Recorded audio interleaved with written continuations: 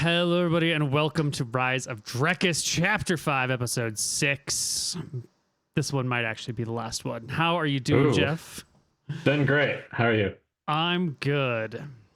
So where were we when last we left? It was in a fairly serious situation, wasn't it? It was.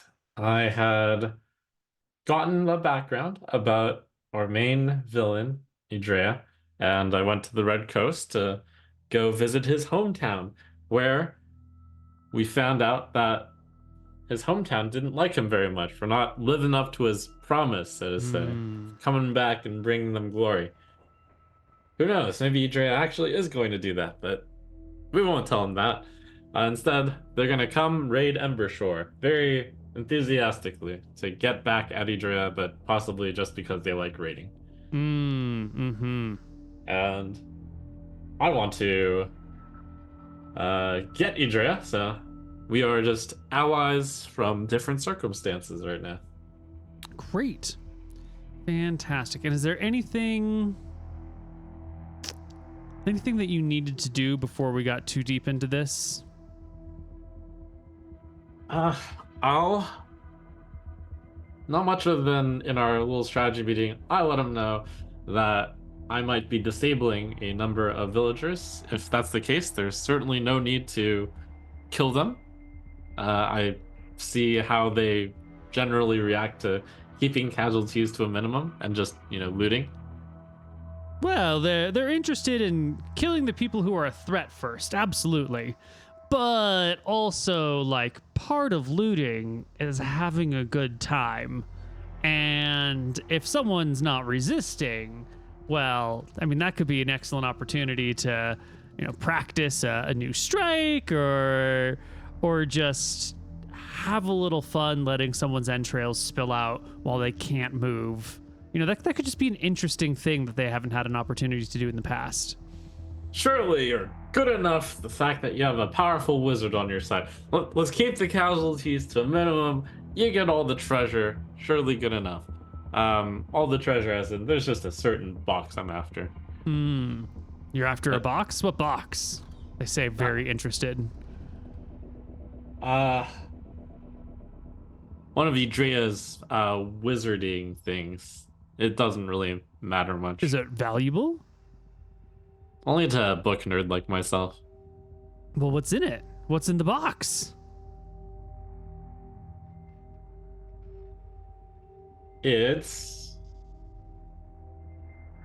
I'm not entirely sure.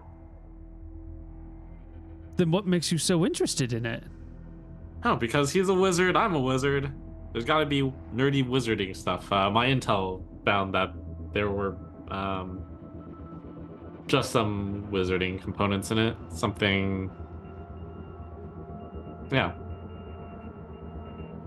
All right.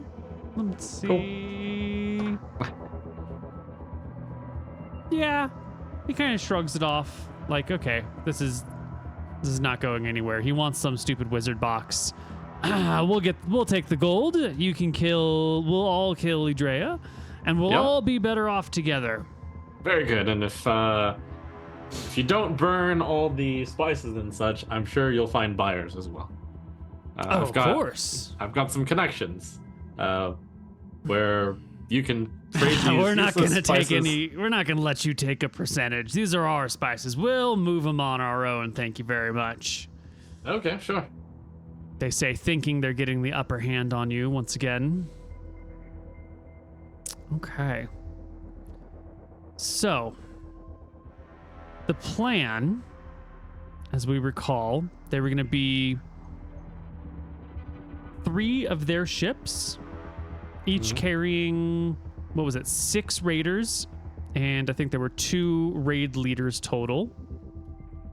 Yep. And then there was your ship, which there was some question about whether or not you were going to take it, because you didn't want to have to beach it on the ground, but they wanted it to get involved.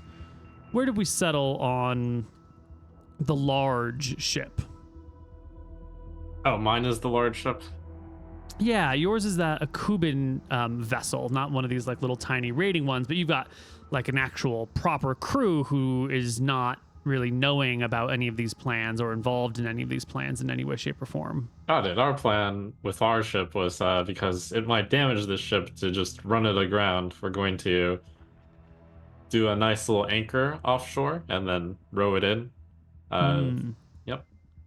So you guys are going to be coming in later after the main wave. And that doesn't really sit well with these raiders because that's not how they're about. They're not about like letting some people chill in the back. We're all coming in together. We should all be taking, you know, the danger together. They seem a little uncomfortable with the idea of you.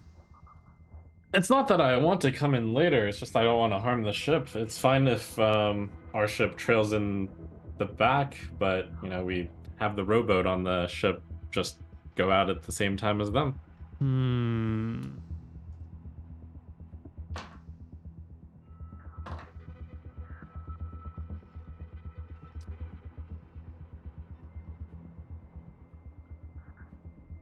Why don't you hop on our boat? We'll leave that one floating out in the sea, and we'll just stack everyone in our 3 ships.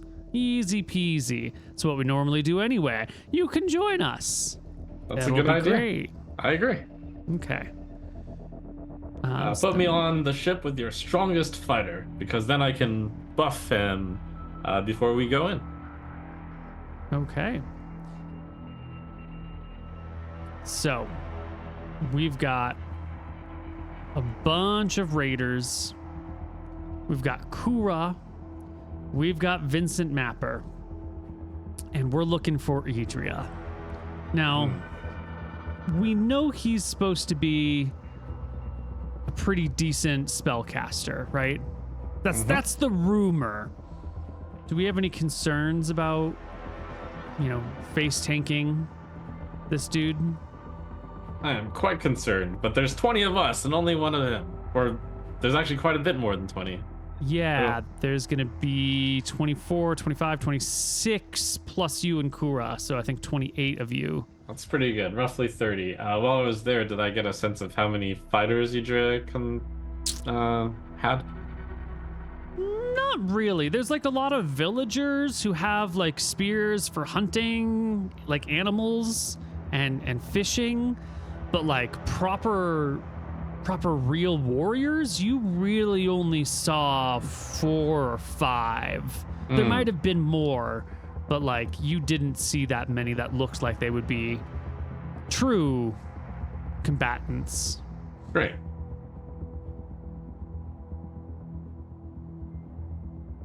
Okay. Well, is there anything else you wanted to do before we set sail in the morning? That is all of it. That's it? Oh, I get I get one of those classic cultist big robes which cover, you know, my face and hide myself in so that I'm not obvious. Where would you get one of these things in this Surely these podunk? bandits have one of those. They, I think, the Princess Bride referred to it as a Holocaust cloak, the big black thing that covers your head and makes you look all spooky. Yeah. Yeah. I don't. Well, I'll give you a die roll. If you can roll an 18 or higher on a d20, they've got one of these big cloaks lying about, but it doesn't seem like something surely random villagers. It's the perfect skullduggery outfit. No, definitely not on a 9. Sorry. Limited available resources in this bleak backwater place. Well then, do they have something that's a covering? Doesn't have to look cool. Just any old, just make you not look like you sort of thing? Exactly. Something that will be able to serve as a hooded cloak. Might even be something like a spare sail, which is handicrafted to just be a hooded cloak. They can get you like they can makeshift you a cloak pretty easily.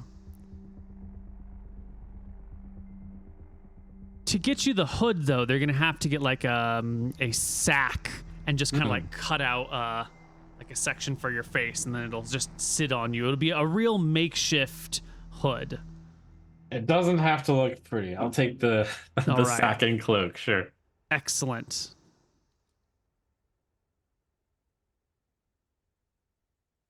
All right. So that's that.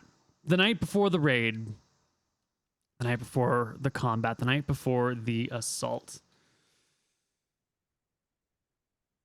We've already had you and Kura have a chat about your relative positions in all of this.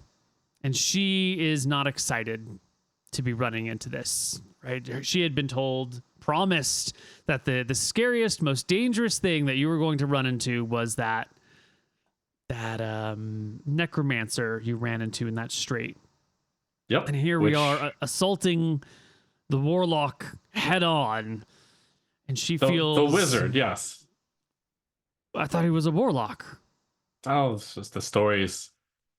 Okay, well, really, fine. how can you tell the difference? They do the same thing. I suppose. But warlock or wizard, I mean, can't he like turn us all into frogs or throw fireballs or cast meteor swarm or cloud kill or one of them there spooky mass murdery things? Well, the last vampire ghost undead guy we met could. I doubt this one will be able to. Seems like a fledgling wizard to me. If he's a fledgling wizard, why is he such a big deal? Why are we going to such extremes to get him if he's just some random fledgling?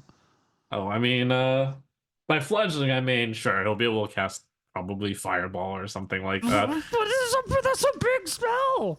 That is a big spell, but it's definitely not as scary as that ghost vampire. Okay. She accepts your... I mean, you're going to be there too, right? You'll be... Of course, and you're going to be fighting with my magics running through your veins. You're not going to haste me, are you? No, I'll do that on that other raider. Okay, good. Did you get all your spells? Yeah, I prepared a bunch of just combat spells. Okay.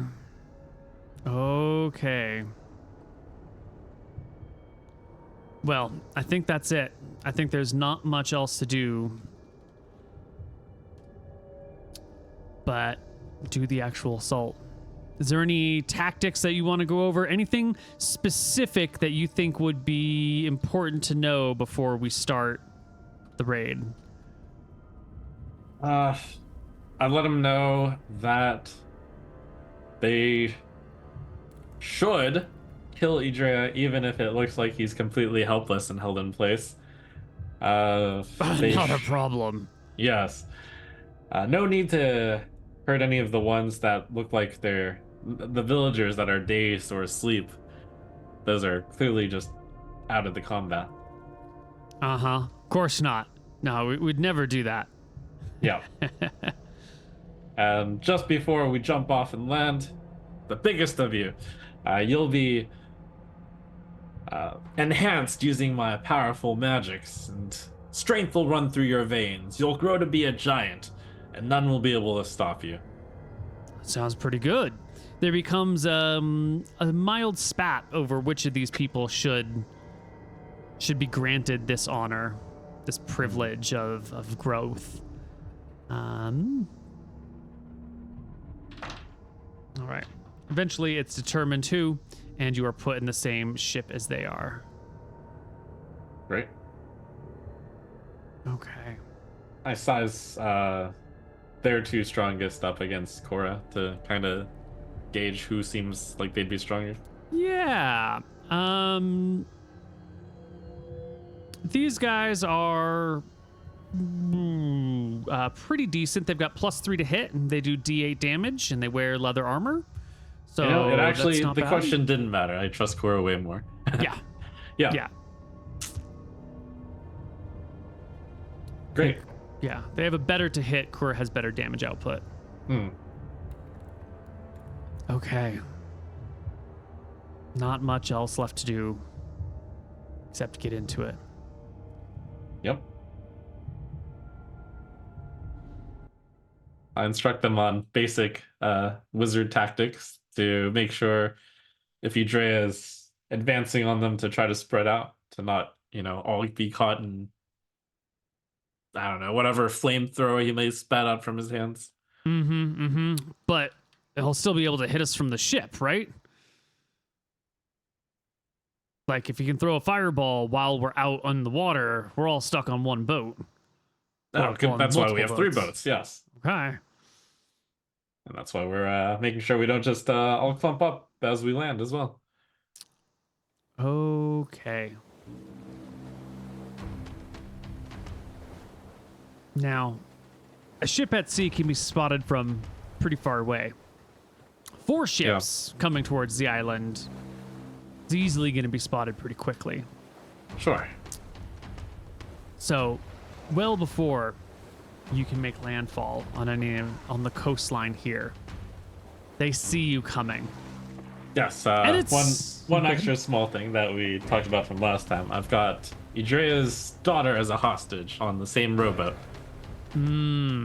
Right. Okay. Well, I think it's just time to get into it. The ships begin to arrive, and we're gonna get at least one spell off. What is the casting range of this spell? 7. Oh, and also let me know. I believe each round is a minute. Yeah. So it should be pretty easy to decide how long it'll take to, row on shore. So basically 5 minutes before we start. 5 minutes before ETA. I plan to cast 4 spells before we land. So let me know when we're 5 minutes off, and then I'll start casting spells. Yes. You can kind of estimate the speed. It's about 5 rounds out, not a problem. There are 3 boats. You are going to be in what we call boat 1. Idria is on shore. You can start casting your spells now. What spells are you casting? All right, the first spell. Let me double check which one was the longer one.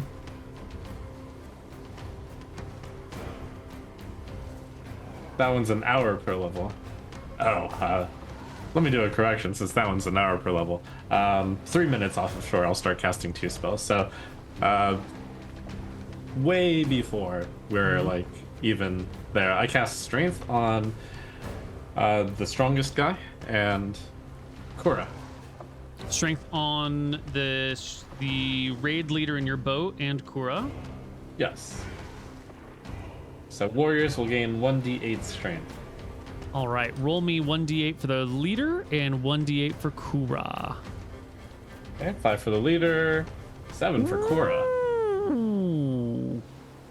All right, so So a the warrior has 18 strength already, or gets there, then they start going the 10 percentile. Okay, I need to clone this raid leader because he's going from 13 strength to 18 strength. Ooh.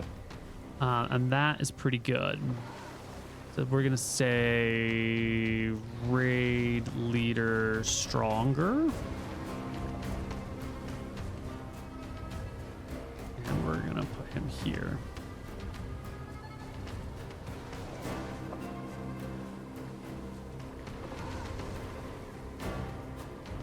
And he has 18 strength, which will give him a +1 to hit and a +2 to damage.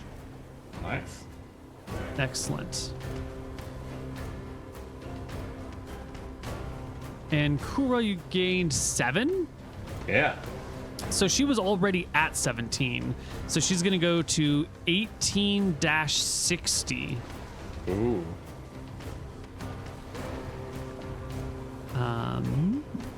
18.60, which will give her an additional 1 to hit and 2 to damage.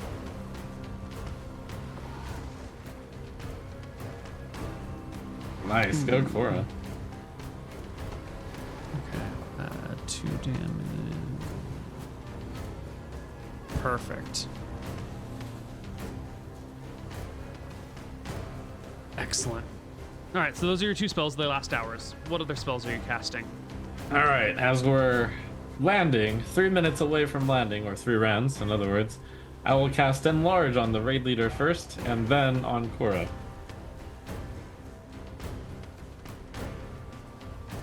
Enlarge, as I'm, let's see, 5th level? Yes, 5th level. They will gain 50% size. And damage output. Right? Double checking here. So they're at 150% size. And then, yes, they just multiply their damage by 1.5. Right. 50% more damage. The damage of their weapon, not including their strength or magical bonuses, the base damage. But yeah. So Kura's After all their damage is calculated, I believe that number is multiplied. bonuses due to strength, class, Oh, and it's- magic are okay. not altered. Got it. Yeah. It is the roll of the Yeah, just the roll of the die. board. Yes. Okay. So you're on what we're calling ship 1. Idria is going to cast some spells. But we don't know which of the 3 ships he's targeting because he can't really tell. You know, they're just 3 ships approaching. And he'll get 1 spell off while you're still at sea. And then we will roll initiative and see how it progresses from there. So why don't you roll me a D3 and pray you don't roll a 1. Okay. It's a 1. It's a 1.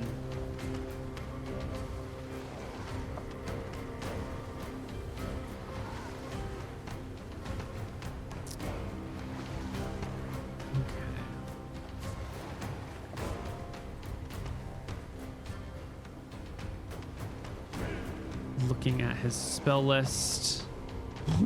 You and Kura both only have 14 hit points. Oh, wow. Okay.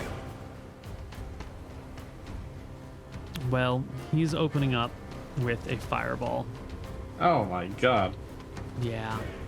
And the way this is going to work, because you're on this ship, and the ship is mostly powered by wind in this direction that we're going. It can be rowed. It gets top speed when rowed, but because everyone's concerned about wizards and fireballs and all of these things, and you've said we've talked about fireball tactics, people are spread out across the ship, and like ducked below the lip of the ship, so that if there is some sort of incoming spell, that everyone will have some cover from it. So we're gonna say that with the cover from the ship, like being protected somewhat, below the lip, or maybe even ducked under something like some board that can be pulled above you, maybe like a shield thrown over your back, something like that. We're gonna say it's a half damage fireball, and you still get your saving throw. If you do complete your saving throw, you take quarter damage. So why don't we roll saving throws for everyone on your ship? Okay. Why don't you? It's a saving throw versus spell. I'm gonna roll Kura. She fails miserably. Why don't you roll yours? You also fail miserably. Your raid leader will succeed. And 1, 2, 3, 4, 5, 6, 7, 8 minions. 1, 2, 3, 4, 5, 6, 7, 8. 2 of them will succeed. Idria will do 31 damage divided by 2, rounded up. So that's going to be 15 damage to everybody and except for the ones who passed their saves. Okay. So I believe you have 14 hit points. That's Cora with 14. What do you have? I have 18. Oh, okay. So Kura is immediately knocked unconscious and beginning to bleed out. She's at -1 hit points. Ooh. You, 18 hit points. You will take 15, drop yourself to 13 HP. Ooh, whoops, I did this on the wrong... No, that's right. We're going to just transition our scene over here as the fireballs begin to explode.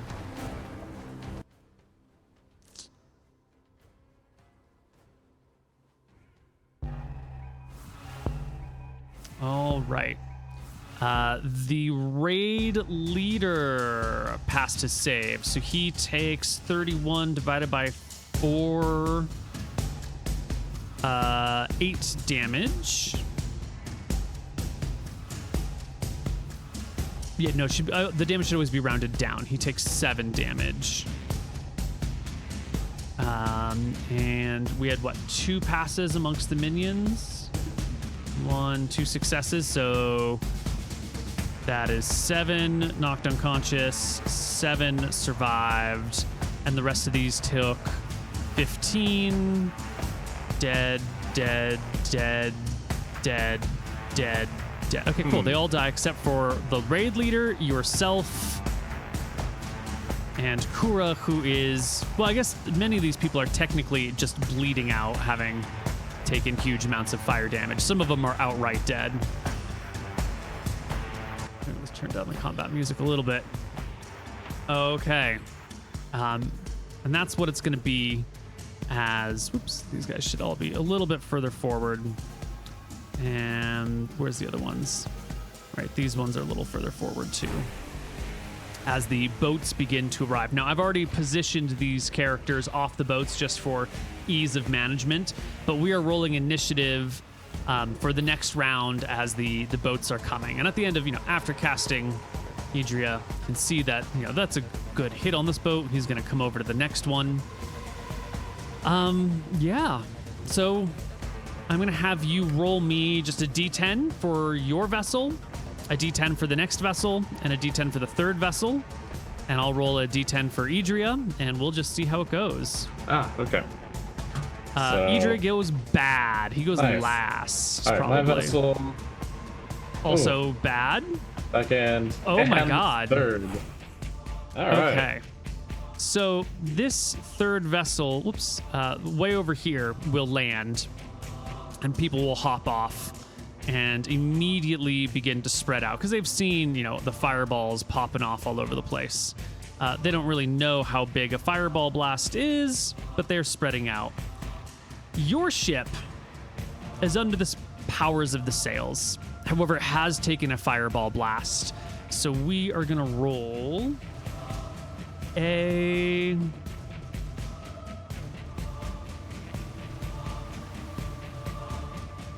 Would that change the... I don't know if a fireball is actually going to slow down the ship that's already... The sails will be gone, but you're still going to float in onto the shore. I think it'll be fine. We're not going to worry about it. So Idria will drop a second fireball spell. How much did the first one cost him an MP? It cost him 12. Okay. Oh, no! He'll drop another fireball. 38 damage that's going off at the same time, so these people will repeat the same, but they will take a minimum of 19. I'm sorry, 19 divided by 2. They'll take... Does anyone have 10 HP? One guy has 10 HP. Can we do math, Neal? Can we even do math? So anyone with at least 9 HP might survive. No, they do need 10 to survive. Only one guy might survive if he passes a save. So he does not pass a save. So this boat will get... Everyone on this boat will just get obliterated as it pulls up to the shore. You can hear the cries and the screams and the charred flesh, and all that fun thing as the second raider boat is immediately obliterated. However, your boat will make it to shore. This round, what were your actions? Were you doing your own thing? Were you trying to patch Kura's wounds? Because Yes, I wanted to patch Kura up real quick. All right. Not a problem. You can stabilize her so she's not going to die. Your raid leader and your one dude will get to the shore and immediately have to make a morale check. The lowly raider is like, what the fuck? I didn't sign up for this. The raid leader is on top of it, though. So this guy is going to play dead on the boat. And the raid leader will be looking at you as you're patching up Kura. And the boat's getting here at the end of the round. You spend the whole round patching, and he says, you better not crap out on me now. As remember, 50% larger and strength-enhanced guy will hop off the boat, hurry over to these people, and immediately critical this person. Wow. He did 50% more, is going to be another 3 damage on top of that, is 8. And just immediately drop this random villager.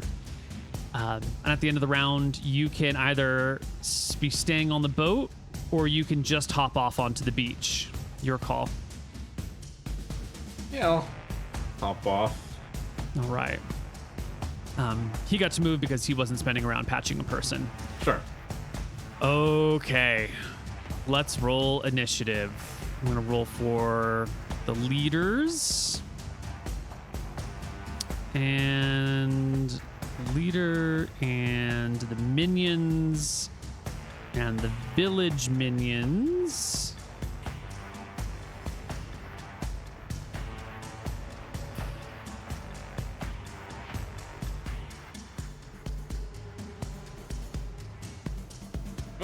Initiative. Ooh. Ooh, indeed.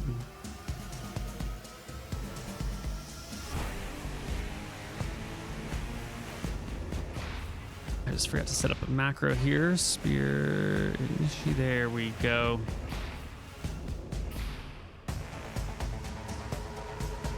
These guys roll in with initiative. Idria has lost another 12 MP. Okay. So, the village fighters are the first to act. They've got a magic user on their side. Their enemies have been obliterated. This boat has maybe hands sticking out of it as people that didn't make it. So these two are going to quickly come over here and try and take this giant man. Even though, he's scary. They've got Idria. They have a warlock and a dragon on their side. So they slash and stab with their shitty little spears. One of them actually scoring a hit for real damage on this guy. And on the far side of the map, these 3 will come over here and ready attacks, because anyone who has to cross this little thing will be at a slight disadvantage, and so they'll get a +1 to hit for anyone who's wading through the water trying to get to them. Our raid leader will call out and come on through. This guy gets his attack, hits the raid leader, who will slash back and miss. Oh, well, that's fine. Village fighters are going to wait with Idria, following his commands. Oh, I hate to ask this now, but is Idria's daughter dead? Oh, yeah, 100%. She had, insignificant HP. Yeah, okay. Sorry, buddy. This guy life. will, spear will hit and drop a villager. Spear will miss, hit, and drop a villager. And spear will hit and not drop a villager, but he will die now, leaving, what was that? 1, 2, 3, 4, 5. 1, 2, 3, 4, 5. 3 more can move a little bit further inland, leaving us with Idria. And these guys, the village fighters are moving with him. He's just moving back into the village, into a slightly more defensible position rather than getting surrounded by everything. Leaving us with Vincent. Okay. I have cast haste, and there's one creature per level. Oh, that's way more people than I thought. That's cool.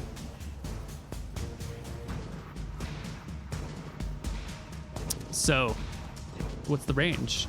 Is it good? It's 60 feet. Okay, so you can really only target one guy. Yeah, does hasting a spell user help at all? No, you can only cast one spell per round still. Okay, I will just haste the raid leader then. I'll also, let me see, it's 30-foot cube. Nope, that doesn't hit. Yeah, just the raid leader. All right. That will double his attacks and double his movement, I believe. Sweet. And it is his turn now. So now he can make 2 attacks. Natural 1 and a 13. The 13 will hit and immediately drop this person to death. He only gets 1 attack per round naturally, so that's fine. Excellent. I do believe it is initiative time. Awesome. The raid leader now gets -2 initiative bonus. Ooh, okay. So that goes down to a 7. He also gets to move twice as fast. Yes.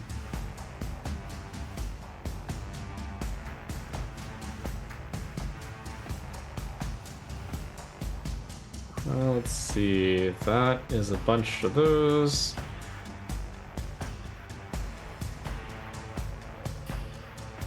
I'll go for one of these. Ooh, nice low roll.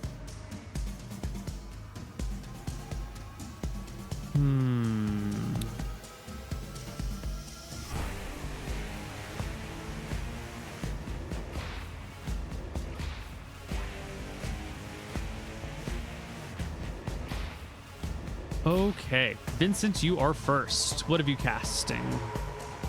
Pulling my, well, making sure my sack is nice and tight so that my face isn't recognized. I still point at Idria and I chant out in a dark voice, "Freeze!" as I cast Hold Person on him. What is the range? Well, let's see. The range. Right. 120 feet. Oh, he is slightly out of range. And one of the unfortunate things that we might have forgotten from the last time we were in combat, because I don't think we've really done combat since Res of Drekis Chapter 2, is that you have to cast before moving, not after moving. All right. But is it there's an AoE on it, isn't there? No, that's not an AoE. It's just one person. I think they moved before me last round. Can I have moved up 10 feet last round? Oh, Hold Person's a single target spell. Yeah, why not? Thank you. The wizard version's just a single target? I mean, that's The a really good spell. So. Cleric version is a multi-target, and you get it at 2nd level. What? That's crazy. Yeah. It's a 20-foot cube for the cleric version. That's The insane. wizard version's also a 20-foot cube, and it holds up to 4 humans. Are you sure you have the right spell? It says AoE 1 creature. Oh, it's an alteration spell. Oh, you have the variant version. Right, okay, sorry. There are multiple different versions of Hold Person. You have the transmutation one, which holds them in place for a duration based on how long they fail their by how long they fail their saving throw. Okay. Yeah. Okay, cool. Great. Sorry, various different versions. And you move up and you cast Hold Person on Idria. He needs a saving throw versus spell to succeed. And he rolls a natural 20 and saves. That's disgusting. I know, I'm so sorry. He is the next person to go, and he Yeah. will cast Flaming Sphere. Let me get a big old ball of fire.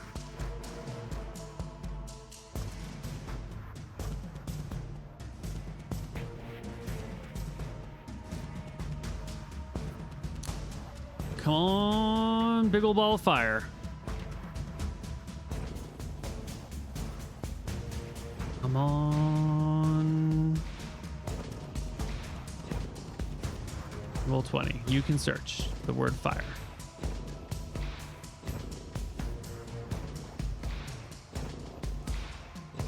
Flaming Sphere has a range of 10 yards, so he can cast up to 30 feet away. It's a 3-foot ball, which he can sort of roll around into things to do damage as he needs. It is a lower level spell than the fireballs he's been throwing down, which is nice. It doesn't burn his slow to replenish MP. Replenished? Yeah, because you get all of your spells back every day if you've got a little bit of time to remember. We're talking in between days. Very good. Yeah, well, I mean, it happens it's a different mechanic. Yeah. But generally, his MP replenishes more slowly than yours. Great. All right, I'm just going to draw a circle because it's taking too long. There's our ball of fire. Beautiful. The raid leader will take actually, the ball of fire is going to be put in a good spot, not a bad spot. It can be cast up to 30 feet away. So it's being dropped right here. The raid leader will take a quick strike, easy hit for 4 plus another 1 damage is 5. Not quite killing this person. So a second strike will actually miss. And then he'll reposition himself like that. The villager, the one remaining villager, terrified out of his mind, immediately fails his morale check and starts to run away, creating an attack of opportunity in which he dies before he can get too far. The other raiders, 1, 2, 3, 4, are going to come on in over here. These guys are coming, something like this, into the village. I didn't put down civilian tokens because there would be a lot of them, and then they would constantly be moving, and that's just a mess. But these guys are coming in, and the last raid leader is coming in with his minions. Excellent. And the village fighters, we're going to get a little bit of a line in front of Idria with these people. But Idria still needs to be sight to cast, so just slightly down, not next to the ball of fire. Perfect. Initiative time.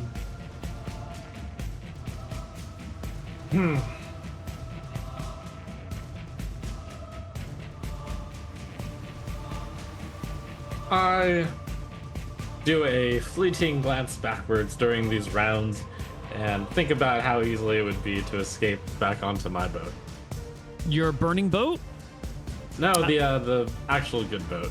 Oh, well, the good boat hasn't pulled up to shore, right? So it's out in the water. You could escape down to this vessel, like, where's the map? You could escape to this far vessel over here, but it's like pulled up onto the shore, so you're not going to be able to actually get on it and get out of here. You would need multiple people to push it in the water and then set it sail and go against the... Yeah, escape is not much of an option in this moment. Okay, got it. Unless you just run on the beach. Like, you could just flee into the forest, or the jungle, or down the coastline. I hear you. Do those guards in front of Idria look like they have any ranged weapons? They could throw their spears. Actually, only one of them has chainmail. The others are in leather. So they should be 15 AC.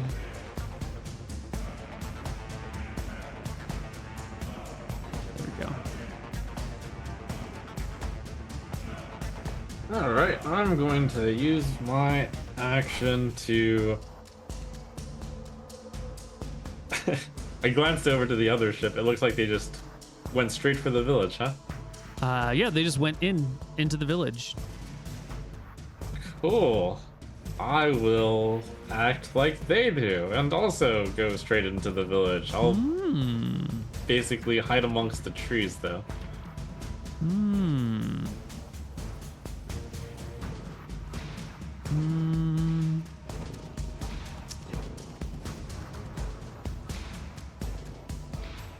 Anything that says you can't have two flaming spheres going at once? I don't think so. Idria is going to roll initiative for a second flaming sphere. Okay. You didn't roll initiative, did you? Oh, I was deciding what to do. This is just a move. Got it. Cool. Order of operations. Big raid leader. Huge. Powerful. Now, normally, if we look at this area, he's not actually taking that movement. Like, these cliffs here are awkward, and this is like the way into the village. But this guy's 50% larger than anyone would normally be, and he's moving at twice the speed of a normal man. So he's going to just leap up this cliff over here, because I'm pretty certain at 50% larger and with 18 strength, that's just a no-brainer for him. Because instead of being 6 feet tall, he's 9 feet tall now, and that's just a simple movement. So up onto the cliff, and then maybe tromping through this area, and coming straight up to the wizard who Let's had go. tried to wall him off with a fireball. Come on, crit guy. Natural one. Wrong Second crit. Wrong attack. crit. 17, which will hit him for minimum damage. That 3 gets up to 4 because of this size. It does interrupt his spell casting, however, so his spell will fail. Oh, nice. There are no more villagers. Idria's spell fails, and there's not much he can do.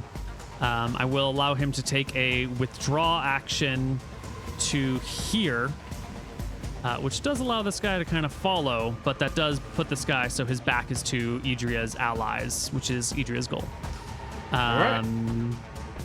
Oops. I'll take my 120 feet movement to go up this way.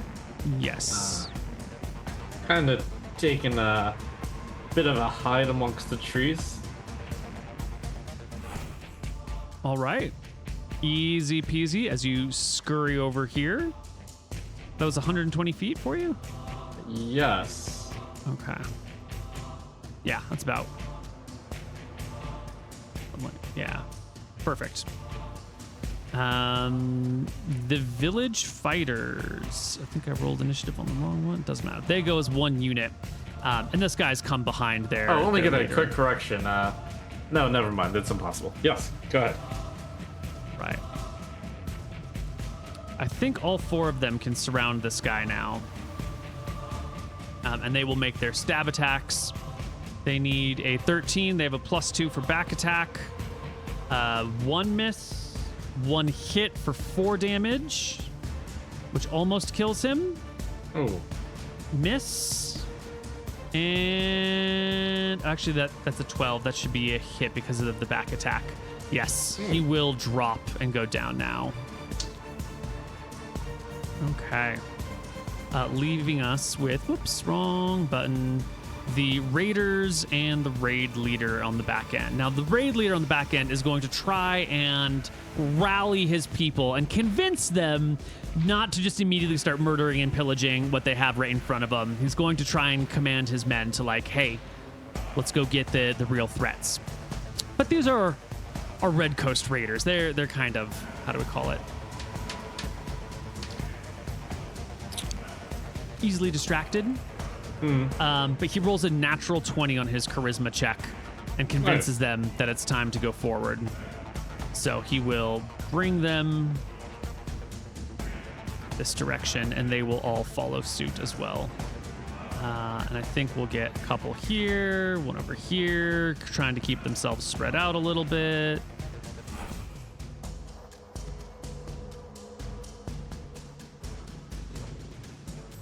Yeah, close enough, something like that. Okay. And that's everyone. Let's do it from the top. Okay. Let's see. Dispel. Plus 10.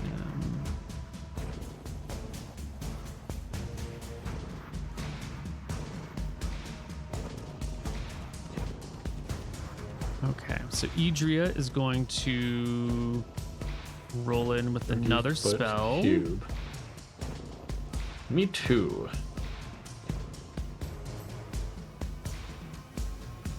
That spell, Jesus. Ooh, their village fighters are not doing well though.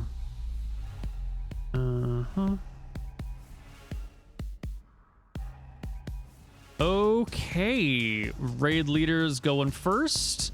He'll make his 120 feet worth of movement, and I do believe he can get up to Idria with it. Okay. And I think he can do it without provoking an attack of opportunity. He will get to the edge. He has 13 AC, and he will hopefully hit the wizard. He will critical the wizard, actually. Let's go. Wait, what's Idria's AC? His AC is 14. I don't know why it's not showing up here. That's still a crit. So another D8 damage. It is 14. Wow. Which will cancel his fireball spell and leave Vincent to go. Nice. I will cast a hypnotic pattern. You can't. There's a lot of jungles and huts in between you. I don't think you can see anything over here. Oh, okay. Right? But there's a. I think you just see a wall of stuff. Got it. Then I will instead spend my action to carefully get closer. So that I can cast it next turn. I try to peek out of a tree to get a good line of sight on those guys. Yeah, I think this would count as difficult terrain, so it would take you twice as much movement, but you have 120 and you only need 60. I think you can get right there in the bushes. Perfect. The raiders are gonna come on in, and let's see. They all can do. They can all. Good. I'm gonna just position them as they trickle in. This guy is dead, but this one will come here. This one's gonna come here. This one's gonna come here. This one's gonna come here. And I think this one will use his movement to come through the foliage, and this one will do the foliage, and they won't get attacks this round, but they will be coming through the jungle with that natural 20 of leadership skills from their ally. One can make an attack against Idria with a spear. It's another critical hit. Wow, let's go. For another 2d4 damage. That's 11 points. And then 2 of these can attack the guy in chainmail. Neither of them will hit.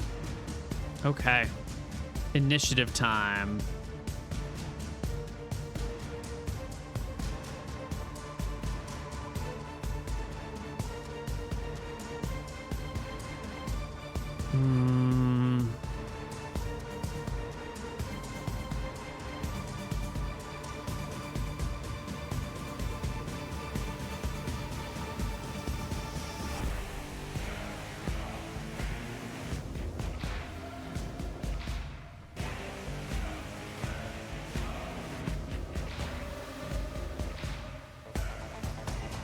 All right, Idria, buddy, old pal.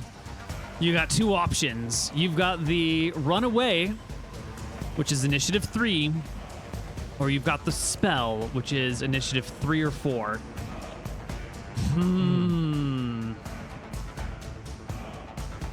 I think you're going with the spell. Oh, that's terrible. It's not as terrible as everyone else's, but it is bad. Vincent with the 10. Oh, wow. Okay, hypnotic pattern. That is slightly unfortunate. Let me see. Is this a hut in the way? Circular hut? That is a circular hut. Yes, sir. All right. Let me. I'd say this lets me peek right through to this group. Can I see those guys who went into the foliage? You can see the two that are actually the one right in front of you. Yeah. All right. So this is a 30-foot radius, and I think you can't shrink it down. It has to be that big. Mm-hmm. That is tricky.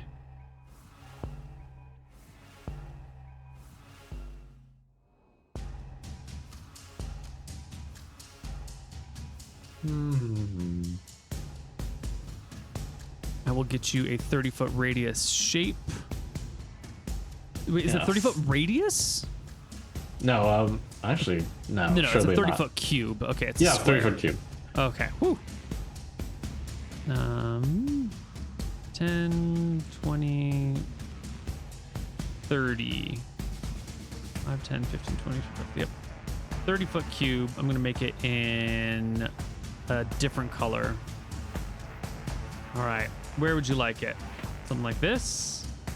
Are you able to see? No, you're probably not.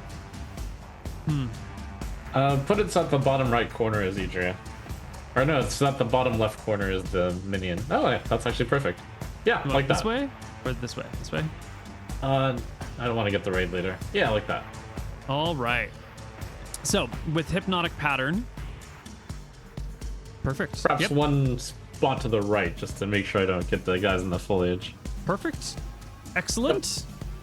You throw down a hypnotic pattern. When this spell is cast, the wizard creates a weaving, twisting pattern of subtle colors in the air, the pattern causing any creature looking at it to become fascinated and stand gazing at it as long as the spellcaster maintains the display, plus 2 rounds thereafter. It can captivate a maximum of 24 24 levels or hit dice of creatures. All creatures affected must pass a saving throw. If they fail to save, they stand there. Any damage inflicted, or a damage inflicting attack on an affected creature, freeze it immediately. Okay.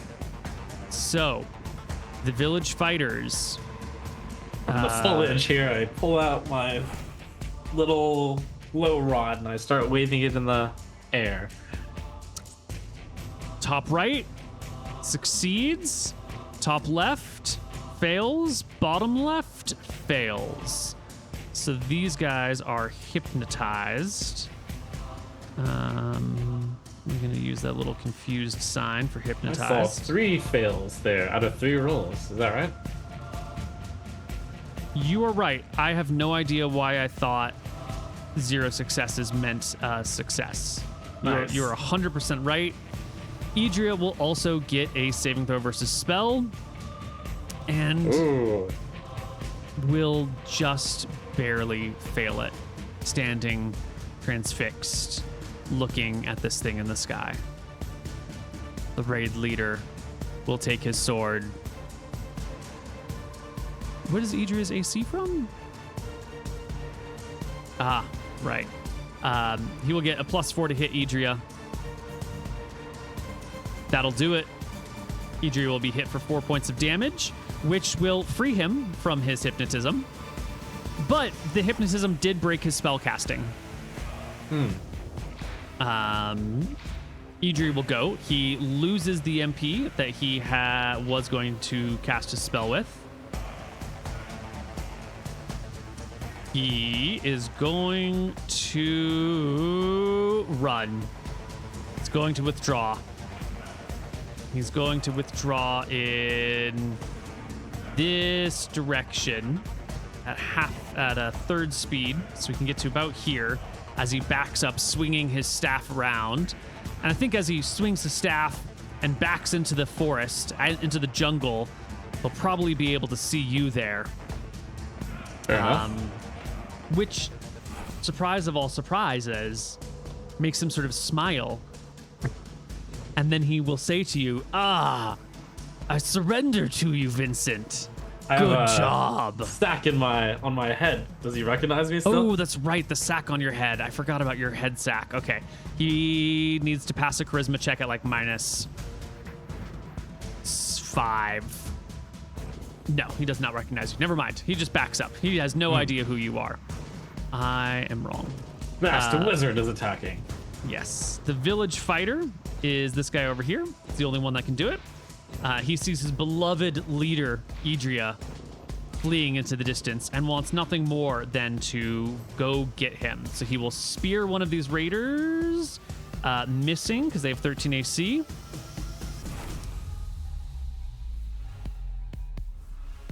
He's got 17 AC. So what he's going to do is he's going to try and chase after to defend. This will provoke multiple attacks of opportunity, but he has 17 AC and a shield. But it will bring him through the magic area, and he is just a random person. He's not familiar with magical effects. Like, there's some lights in the sky maybe, but you know, it didn't bother him. So he just starts running towards Idria, but gets close enough to them. I did not know that this would continue to hypnotize people who just entered. Oh, no, Is that the case? Yeah, because the pattern lasts for as long as you concentrate, plus additional 2 rounds thereafter. Okay. Yes, I guess it's quite obvious that there are weaving, twisting patterns in the air, though. Yeah, but they were there, and they didn't bother him, so he has no reason not to worry. Cool. But he might still pass a saving throw, which he does. Great! So he will maybe get to Idria, but he'll take 1 attack of opportunity, a miss, a second attack of opportunity, a miss, and this guy's attack of opportunity, a miss. And he will get to Idria and defend him, leaving us with the Raiders. I'll call out to them. Idria's on the run. Get him. Don't go through the mist. Well, 2 of them are going to go through it because they don't know any better. You might be calling to them, but it's a mess. They will both end up getting caught in it, unfortunately. The other 2 just move up to the line and stab at the... Ooh, that's a critical, and that's a critical. That's 9 damage plus another 4d4, 17 damage to this guy who had exactly 17 HP, and he will die. Leaving and these guys in the back who will also step forward and have to make saving throws. 1, 2, 3. Okay. One of them, nope, they all fail. And they all stand transfixed. All right, it's a maximum of 24 hit dice in case those guys put it over the max. That's a great point. 7 plus, what is your hit die over here? 7 plus 3 plus 3 plus 3 plus 1 plus 1 plus 1 plus 1 plus 1. Nope, it does not max out. All right. Okay. Nearing the end of our combat. Vincent's at 3 HP. Idria is wounded. He's got 1 good bodyguard left, and they can both see you in the jungle. Everybody over here is CC'd, except for these 3, and I think these 3 have now noticed that like people who walk into this area might be affected by something. We'll see how they behave in the near future. This guy's rolling for initiative.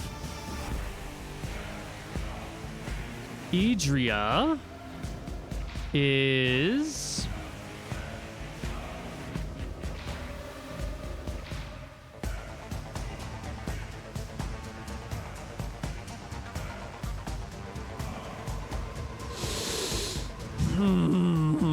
He doesn't have magic missile. It's a real shame.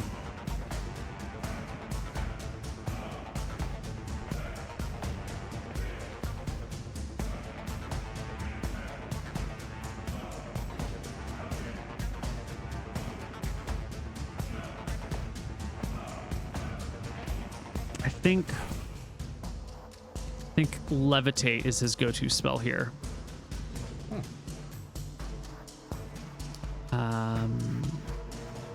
This guy's rolling initiative. This guy's rolling initiative. And this guy's rolling initiative. Okay. Alrighty. Vincent, you've done it again. I don't know how you keep rolling the low initiatives. Who are you sleeping, and how are you sleeping them? All right, I need to figure out how hit dice work in this world. How many hit dice? So do I know I have 5 hit dice? Is that how it works? Yeah. Okay. Someone that's been wounded still has their maximum hit dice, though, right? For Correct. the purpose of this sleep spell. Okay. Right. And you're rolling a 2d4. Yeah. And it fills it with the lowest hit die first. Yes, which I will probably be able to guess is that guard over Idria.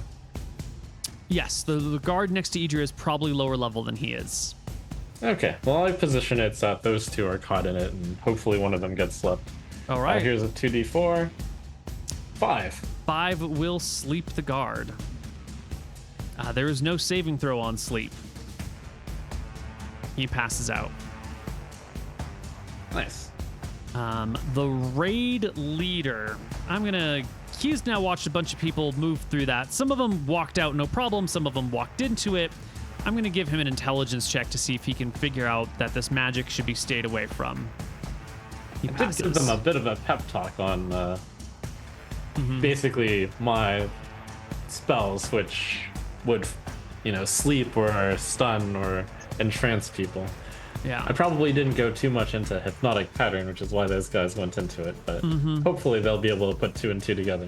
Well, this guy's smart enough to realize that we should stay away from it. I don't know if he's smart enough to realize that he could slip right here. So he's just going to do a quick little go around the back and come over to this way, which is fine. He has enough movement to do it, luckily. And from here, because this person has fallen to the ground asleep, maybe dead, he doesn't know, but he will strike out at Idria with a 12, which is not enough to hit him. These guys down here, I'll give them both an int check. One of them gets it, the other one doesn't. The other one will step in, have to make a saving throw. God. Fail. The other one gets it and is gonna back off. I don't know. I think he's gonna back off and assess the situation and be like, what's going on? All these people are hypnotized. All those people are fireballed. Where is everything? I think he's going to spend the round sort of looking around, trying to figure out what's going on, and probably ending up over here where the battle still is. Whoops. It is now Idria's turn. Idria is casting Levitate. Now, originally, he was going to target you because you were the threat. However, this raid leader is now in the way, so he casts Levitate on the raid leader, who's right next to him and just tried to hit him. The raid leader will fail his saving throw, and Idria will lift him into the air at a rate of 2. So 20 feet up into the air, which is 2d6 falling damage if he were to somehow get out of it. And then he'll do a half move of 60 feet. Did he just cast that spell and half move? Yeah, you can cast a spell and half move. Oh, okay. Would you have been moving after you cast your spells? Oh, it's just that first time when I cast, what is it? You mentioned I couldn't move while casting a spell. But you have just to move clarifying. after. Yeah. Oh, I see. Okay. Yeah. So he cast Levitate, and now he can move. 30 feet, maybe over here somewhere in the bushes, definitely out of sight from you. All right.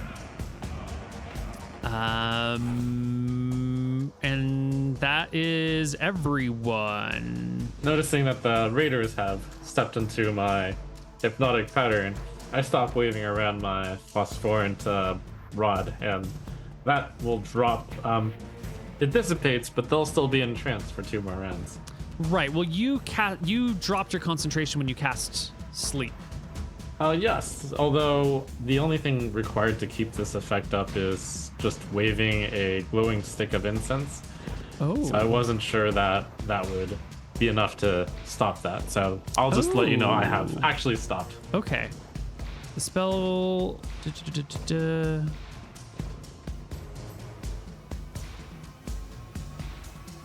As long as the spellcaster maintains the display plus 2 rounds thereafter. If sleep doesn't have somatic components, I think you're fine. I wanted to stop the casting a bit. Sure, but no, this is a really nice edge case. Sleep does have somatic components. Okay, so one way or the other, it's going to be wrapping up pretty soon. Okay. But you would have had to use your hand. You would have had to stop the gesticulation while casting sleep. Okay. It is initiative time. Once more. Oh man, this has been a real spell flinging, and I am out of spells. Other than one. Oh, this will be a good spell. Although, apparently I can't see him right now, huh? Yeah, he's just moved into that jungle somewhere. I'm sure you'll find him.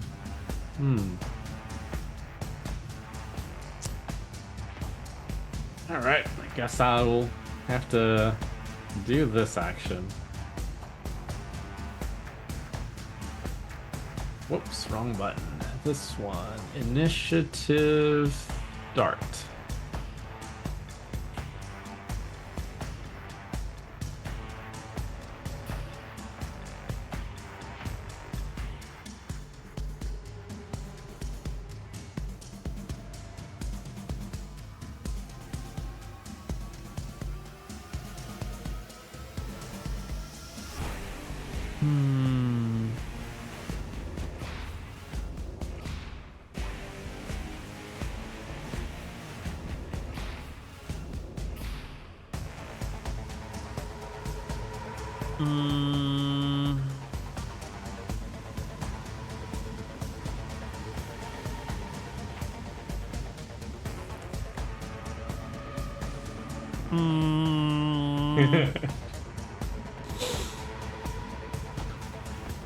Okay. I think we're gonna do... See, the thing about him moving back into that spot over here is he can't move before casting spells, so he can't see anyone necessarily to target. So if he casts a spell that needs a target, he has to hope that someone walks into range before it goes off. This is the, interesting situation here. He's gonna roll 1d10 plus 2 for a 2nd level spell, putting him at 9 initiative. Nice. Love to see that. And Raider. Yes, way to go, Raiders. Roll low. Roll high. That guy is out of the initiative order. Okay. So, once again, a ball. Ooh, fire finally searched. Faster effects. Do we just have ball of fire? We don't have a ball of fire. All right. We're getting another ball of fire, which is going to appear within 30 feet.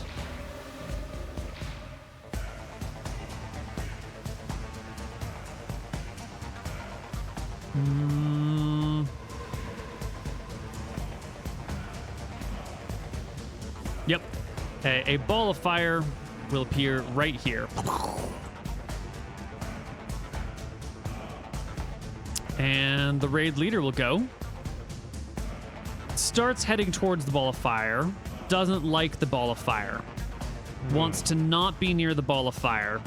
So he will undergo sorry. What do you call it? Difficult terrain.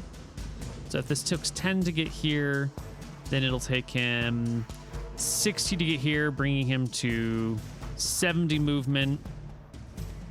And then 80 movement, whereupon he will spot the wizard and call out, "He's over here!" 70, 80. So he still has enough to catch up to... Oh, wait, I'm sorry. He's levitated. He's fucking floating in the air. Oh, I forgot that he's 20 feet up. So maybe from 20 you can see Idria from there, though. I'm going to give him a perception check. Not quite, but he can say that, like, you know, he's gone this way, and he'll point in that direction, and he won't really know exactly where he is. Leaving us with, whoops, that's the wrong button. Vincent and the last raider. All right, pulling out my darts from my, I guess, belt pouch. I start scouring these trees for Idria. Yeah, you will have definitely enough movement to find him. And you'll catch him. All right. I'm left with pretty much just darts. I throw them at him. I think I get 3? I think you get 3. Go ahead and use all 3 right now because no one else is doing anything. Hit! Crit! Ooh. Hit! You can roll me another D3 to add to that. Nice. Ooh, 9 damage. Oh, that's great. This guy is coming over here, and he's taking his knife or his spear, and he is just going to go, like, remove this guy's helmet while he's asleep. And next round, he's just going to slowly and gingerly slit his throat and make sure he's dead while he's lying on the ground. Yep. Okay, and that's round 1 out of 2 for the hypnotic. That was you cast sleep and you use darts. So those are the two rounds of it being Oh, that's true. in effect. Yeah. So it Can't will drop, remember if... Okay. which will dynamically or quite significantly change the battlefield because now there's a whole bunch of new people in play. It's true. So, Idria.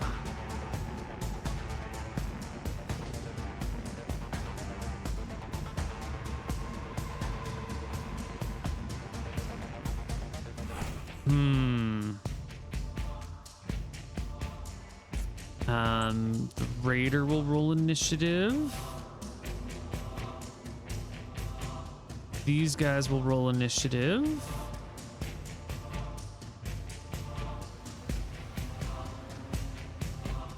Everyone who has been affected by that spell is also going to have to make a morale check because this battle has gotten wildly out of hand for everyone, and no one is excited about being the target of magic spells. I'm just going to move this guy slightly so I can see him. Oh.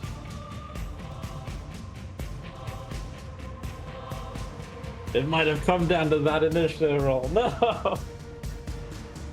How far can you roll a flaming sphere in a round? 30 feet. It rolls over barriers less than 4 feet tall, such as furniture and low walls. I don't think you can roll it. I think there's... I'm going to say...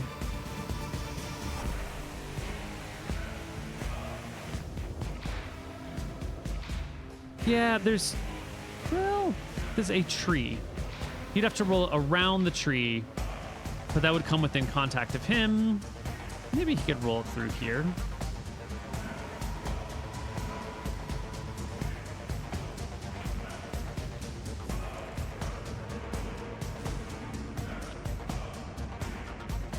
You know, I think he's just going to roll initiative with his quarterstaff. Okay, first one up are the village fighters, these 3 over here. They are going to make morale checks. No penalties, no bonuses. 1, 2, 3. Wow, terrible morale checks. Ooh. Just atrocious. This is not what Idria had foretold. It was supposed to be an easy battle. He had fireballs. He hit 2 ships with fireballs, and now he's gone. Their leaders are gone. There's a giant dead man on the ground. There's magic in the sky. This is no good. So we're going to escape. He can do it without taking any attacks of opportunity. This one is going to withdraw action. And this one's going to withdraw action as well. Allowing these people to use their movement to chase after them, but we need to see if they pass their morale checks as well. 1, 2, 3, 4. 1, 2, 3, 4. 2, 3 of them do. 1 of them will flee. The other 3 will pursue. 1, 2, 3, and make their attacks as they do. 1, 2 on the lower one. Wow. Critical hit and regular hit. The crit does 7 and 8 is 15. And the other one will miss. The raid leader can't really do anything other than shout and cry and complain wildly. Oh yeah, and this guy, has taken 2 rounds to slit this person's throat, so he's just dead now. Raid leader. Did levitation require concentration or something? Since I threw 3 darts at him. It doesn't. I don't think. Okay. Levitation. It's a surprisingly good low-level spell. Yeah, that's a cool one. You can cast upon another object or creature and levitate at the same speed. If the subject is unwilling or the object is in possession of another person, you get a saving throw versus spell. Once cast, it requires no concentration except when changing height. So you can just levitate someone and walk away and take damage. All right. What'd you roll initiative for? I rolled initiative for the spell that he fortunately doesn't have. It's Magic Missile. You have a magic missile spell remaining? I do. It's my second to last spell. Well, that is 3 magic missiles, each doing 1d4 plus 1 points of damage. All right, here's 3d4 plus 3. Goodbye, Idria. I point my hand at him and I shoot out 3 darts. 3 magical missile darts. That will do it, which will immediately dissipate the balls of fire. It will immediately end this man's levitation, who will fall and take 2d6 falling damage. 5. And I think this guy's fleeing. This guy, I don't know what happened to his HP. I don't think he'd been wounded yet. But the battle's wrapping up. These 2 are in the middle of a panicked rout. They see Idria die. Most of your raiders are dead. Some of them are still alive. And now you're here, standing over Idria's body. Yeah. Well, if it seems like the danger is past, I'll take the opportunity to inspect Idria and his body. Well, he is an old man with white hair, wrinkled faces. He has reddish, blackish. He has these scales on his neck, and they're sort of like reddish, blackish. But you're gonna notice as you're actually standing over him and looking closer at him that it's just like the ones near his collar, the ones that like come up onto his neck, have this red-black burnishedness to them. But as you like inspect him and you can kind of pull away the shirt a little bit, the scales that run down his neck and towards his chest kind of go from black to red to a more golden color on them. His staff is pretty ordinary, not too fancy. Let me open up his full character sheet so I can see what gear he's got on him. Rise of Drekis, Chapter 5. Warlock. He has a forked tongue. His mouth is open. You can see like the two little forky bits hanging out of it. His glowing red eyes are have dimmed down to not much. He's technically still alive, like he's not fully dead.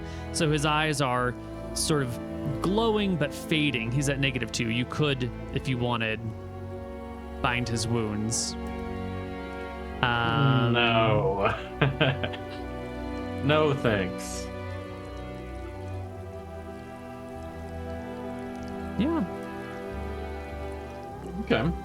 If there's not anything that seemed immediately obviously magical, then I will go and try to bind the wounds of my raider friends. Well, that's so sweet.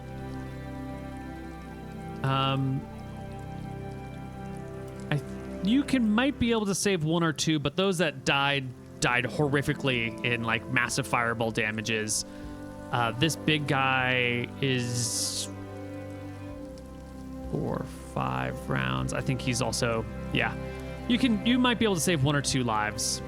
Okay. Of the raiders. I'll do that. Shall I roll 1d2?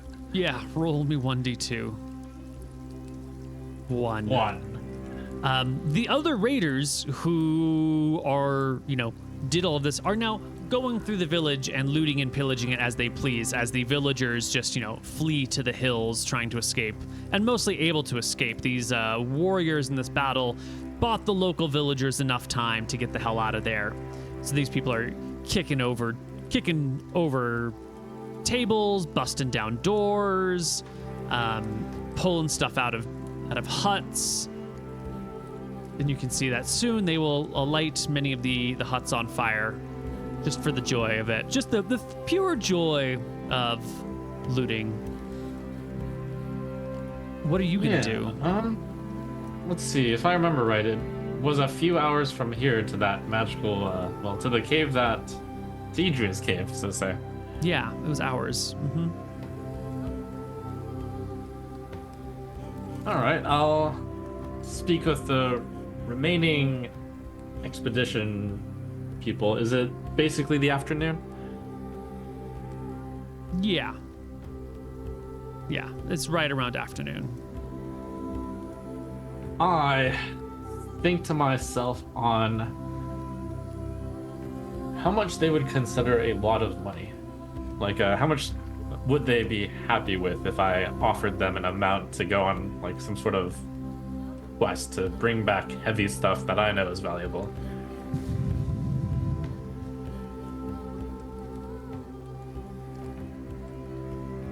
What sort of, you want them to go pick up some stuff from the cave, essentially? Yes, I remember in the cave there were a bunch of chests. I'd like to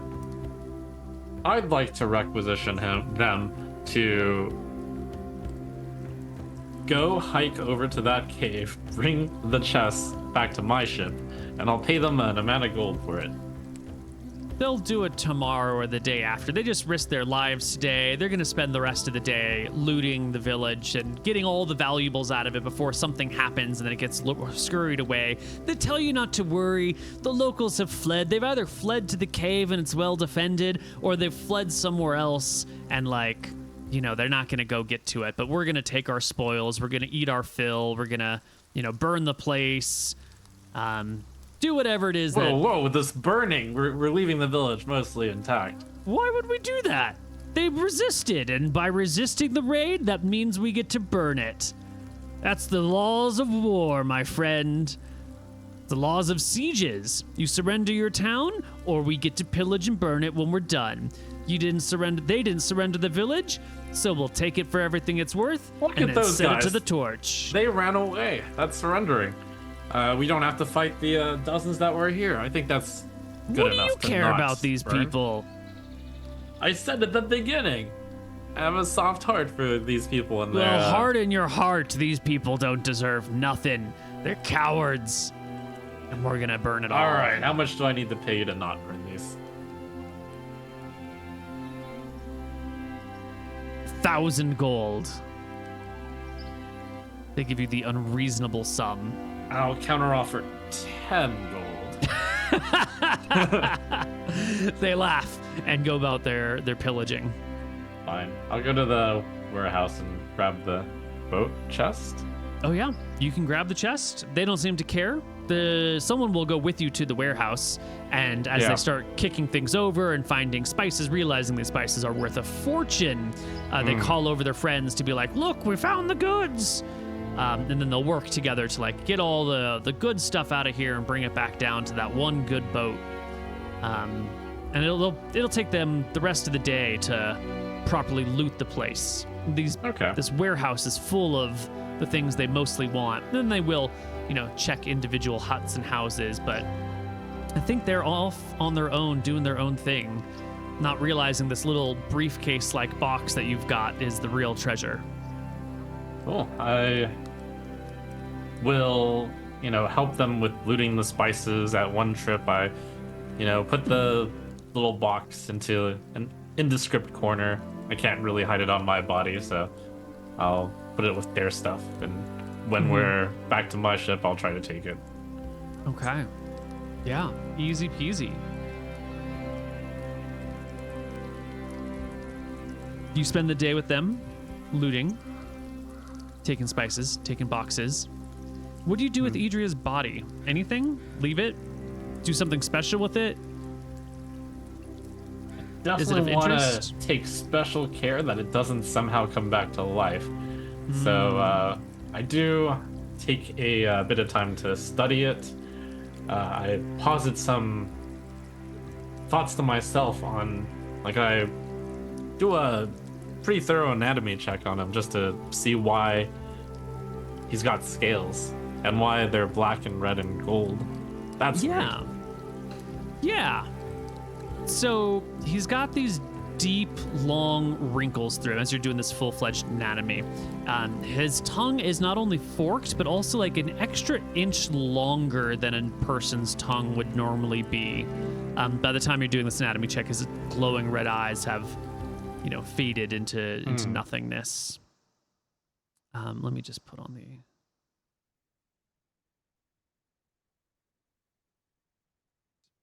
His glowing red eyes have faded into nothingness. The scales are on neck down to chest and kind of cover most of his torso, from the rib cage up. And they also extend kind of on the arm, from the hand along the forearm up to the shoulder, and on the edges, on where the scales begin to meld into flesh, they're sort of blackish, and then a little bit in from that, they kind of fade from black to a red, and then they kind of continue to fade in intensity until they become like this, lustrous gold color across his body. Gold scales? Yes. So it turns out his body was entirely scaled. His legs are fine, his belly's fine, his hips are fine, his left arm is fine, but the core of his chest, part of his back, and his right arm are scaly. That's interesting. Do the gold scales look distinctly different from the black and red scales? No, it just looks like the color changes slightly over the course of his body. You know how fish might have stripes to them, or a scaly creature, when they shed their scales, the scales kind of fade in color. It's just got that. Got it. Was Scoria clearly a red dragon? Scoria or Brimstone? Scoria. Scoria is a red dragon, 100%. Can't remember if I ever found out what color dragon. Grim. Black. Brimstone. Brimstone's a red dragon. Yeah. Oh, also red. Yeah.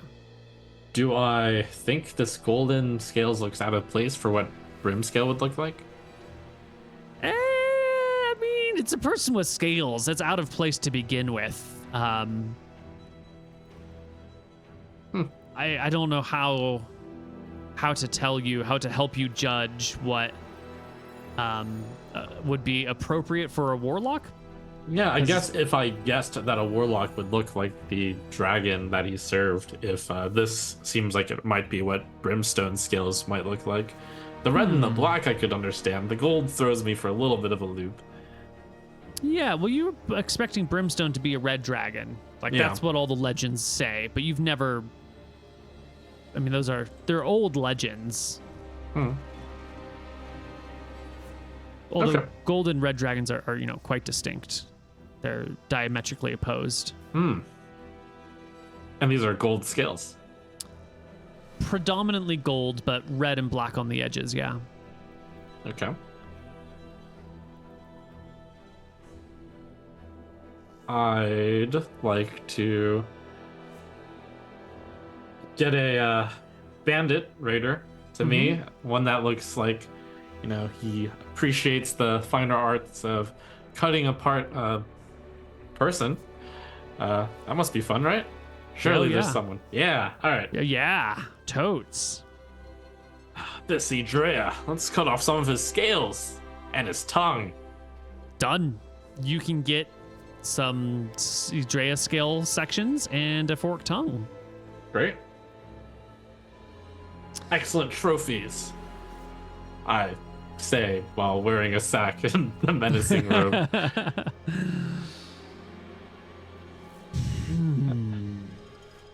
So, couple of questions here, because eventually night will fall. Yeah. And there are some of you who have survived. There's one raid leader. There are 6 raiders and yourself. Now, the villagers are mostly fled, right? They're gone. The expectation is that, any of their good warriors that would have stayed behind to fight. But that doesn't mean that anyone capable of fighting has stayed behind. And there are other villages nearby. Are you concerned that there might be a counterattack in the night, that they have, gathered more people and are coming back? How would you like to spend your evening? And, there were a couple of survivors who did manage to... Well, I guess the way that we would loot is we would get it onto their rowboat and then row it onto the main ship, a Cuban ship. I'll say I'm willing to put you up on the ship for the night. Let's rest up. I am so sorry to say that when you go out looking for that Akuban ship, it fully appears like they have just abandoned you and left you. Their orders were to take you around and do these things, but they were not going to participate in the raid. And once they saw spells going off, they went the other direction. I see. Yeah, they have just left you. Oh boy, oh. Do I ever get a chance to be by myself as I investigate the magical ship in the briefcase? Totally. Lots of time to be by yourself. I'll pull out the little briefcase, and I know that this might expand to a huge ship, so I want to be really by myself, really out of sight.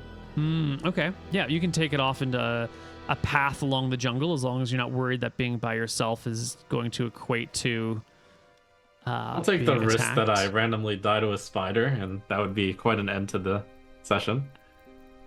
I am at 3 HP. I do have no spells. But anyways.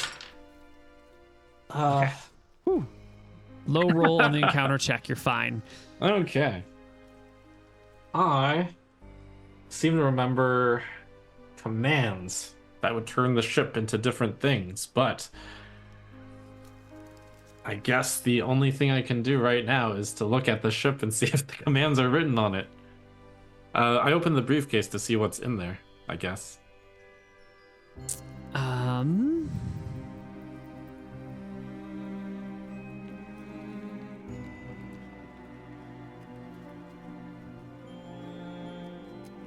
have to look up my notes.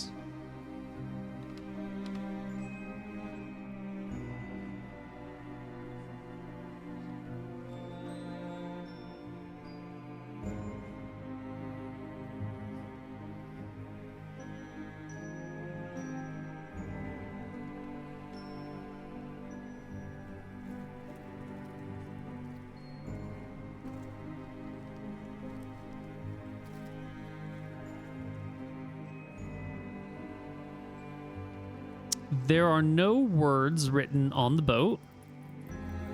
It's briefcase-like, but it doesn't actually have latches. It's a solid box all the way around, with no discernible way of opening it. Ah, okay. So, I'm sorry. I'm so sorry. I'm lied. On the sides are written in Old Common some words. You speak many languages, don't you? You're a bit of a linguist. I do. Right. So Drekisian, Eridonian, Mistrian, Akuban, these are all derivations of Old Common, sort of like French and Spanish and Portuguese and Italian all come out of Latin mixed with other things. So if you knew French, Portuguese, Spanish, and Italian, what you're seeing are things written in Latin. Knowing all of those languages, I imagine you would know how to pronounce these words, or you'd be able to guess at them, and you might be able to guess at the meanings of the words. They all have the same prefix, and they all have different suffixes. Why don't you give me... You have a really good chance of figuring these out. So why don't you give me 3 intelligence checks at advantage each? See if you can sort out. 6 rolls. 6 rolls, yeah. Well, the first one you definitely get. Oh. Keep second one you definitely get. And the third, yeah. So the prefix involved in all of these is a word meaning like a fissure. And the second word of each of these things, the suffix for each of these things, one of them denotes like a crate or a box. And then the other 2 are different words for ships. One meaning like small ship and one meaning large ship. Cool. So knowing that, you could probably sound these out without having to know the Old Common. Very good. I will, I guess, just to try it out, vocally speak out the small ship command. The box transforms into a rowboat. Nice. Yeah. And then I'll turn it back to a box. How much does this weigh? The box? Yes.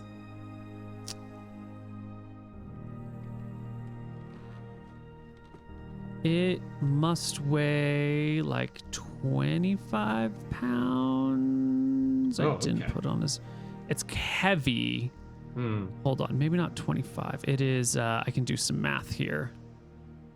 Because as a box, it is a foot by half a foot by a foot. No, half a foot, 1 foot. So 6 inches, 6 inches. Foot long.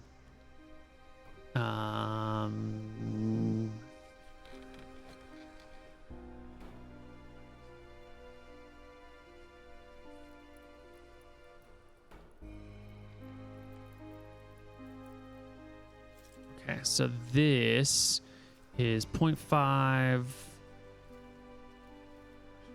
plus 0.5 plus 0.25 plus 0.25.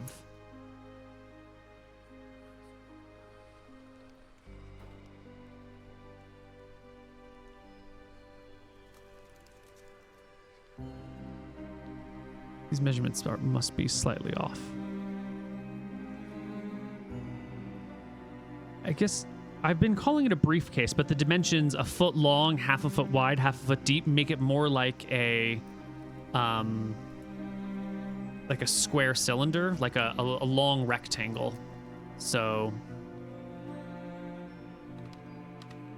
it's 2.5 square feet times 2.8 pounds per square foot. So it's about 7 pounds in box form. Okay, sounds like a backpack sized box. Yeah.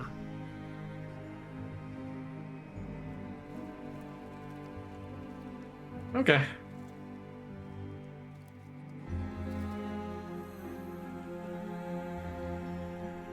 Uh,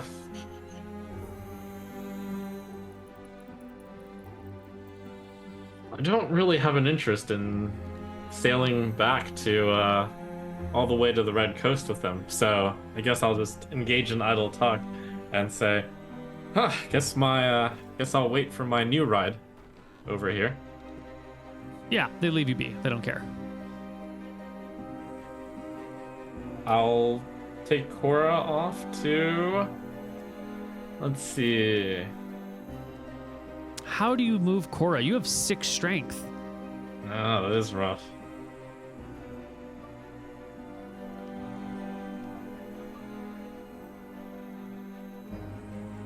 Guess we're... Alright, I will try to get one of the raiders to help me move Cora to a village hut. They tell you they're going to burn the village, so you probably shouldn't put her there. Would you not for me? I mean, look at all this loot I got you all. We earned that with the sweat of our brow and the blood of our brothers. I sigh and say, alright, fine. Just a little bit down the coast then. Yeah, they'll help you move the wounded down the coast. That's fine. Thanks. It'll be a couple days before Cora regains consciousness.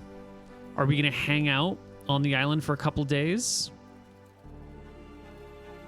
Oh, it's a pretty dangerous island. I remember I almost died on this island. Mm-hmm. It's a couple days to regain consciousness, huh? That's rough. Mm-hmm. Wait, do you have a healing proficiency? You do, don't you? I do, yes. Oh, she'll be up by tomorrow then. Oh, fantastic. Yeah. Okay. I forgot that you were the healer of the last party. Okay. So Then- one night is what we're risking out here in the jungle? Yes. Okay. I have the box set off to the side, ready to go on a quick getaway if need be. In fact, because the island seems so dangerous, after the raiders have left, I'll get it set into the small box or small ship form, and I'll drag Cora on board. Okay.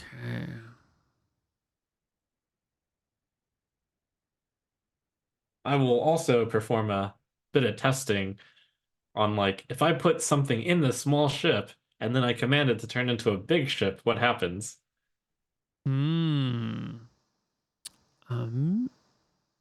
Let me just get...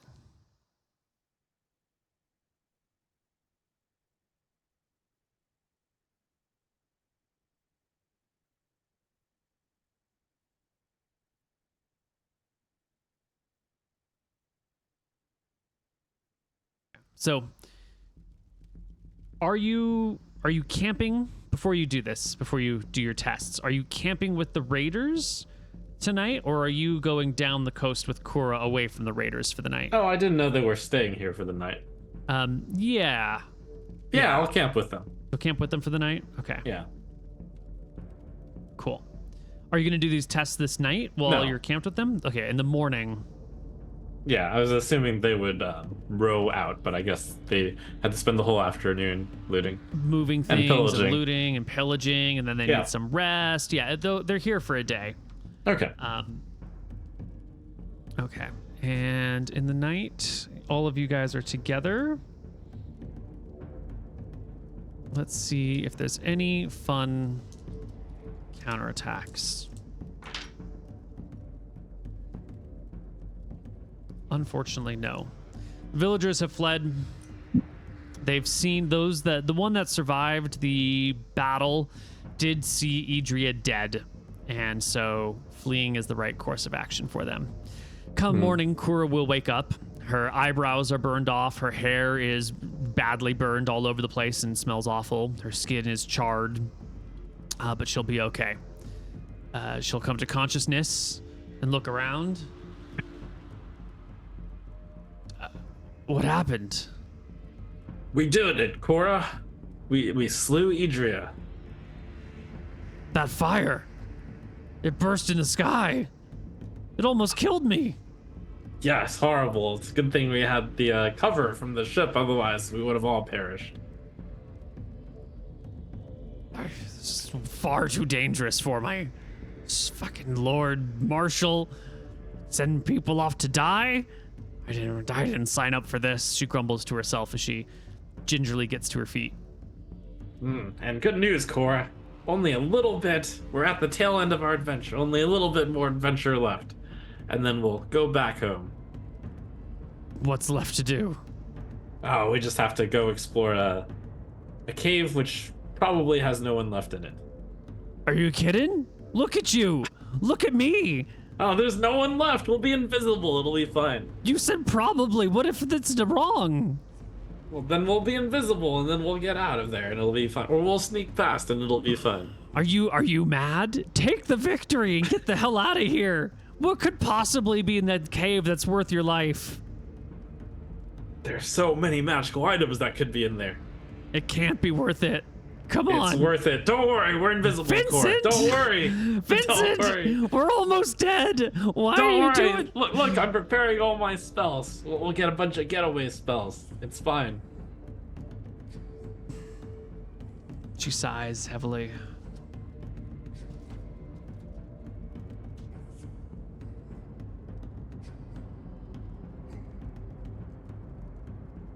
All right.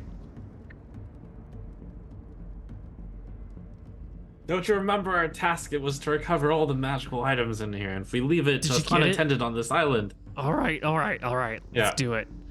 Let's do it. Cora at 1 HP. Vincent at 3 HP. You have 2 invisibility spells? Yes. All right. Up the mountain we go.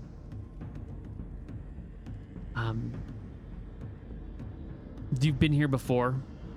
You know the route. Mm-hmm. You get to the cave entrance where you'd seen guards before. And you don't see anyone outside, but just inside, like, you know, maybe 5 or 6 feet in, there are a pair of spear-wielding, shield-holding villagers who are gazing out at the rising smoke from the charred village. From your distance, you can't hear their conversation, but they're definitely talking amongst themselves. I sigh a bit. I did mention Cora can have her chainmail off. We won't be needing it. So we will attempt to just... Well, we'll attempt to walk to hear the conversation first. Cora will lead and pull me hand in hand. All right. Hand in hand, armorless Cora brings you closer to these people to hear their conversation.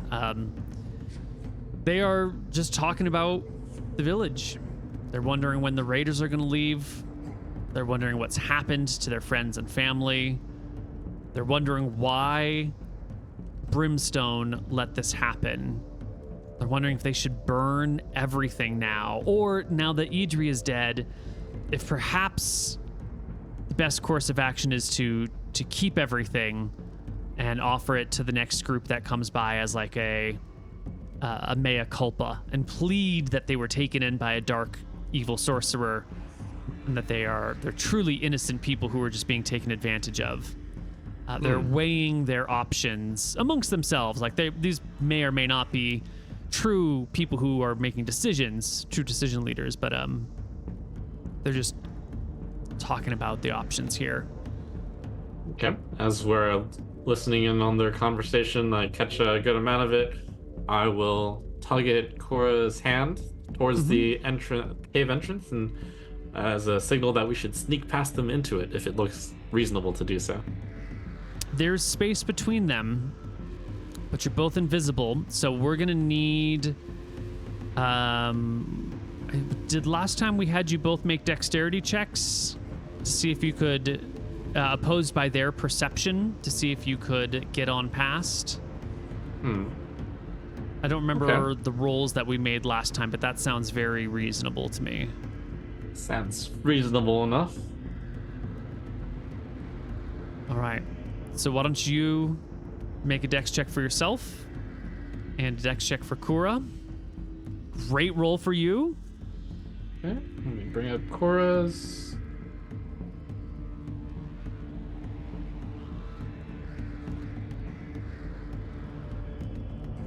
Great rolls.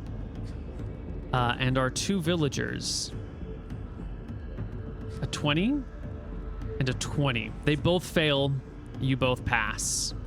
You can enter the cave, the lava tubes. Nice. And proceed in. Once again, it's dark in here fairly quickly.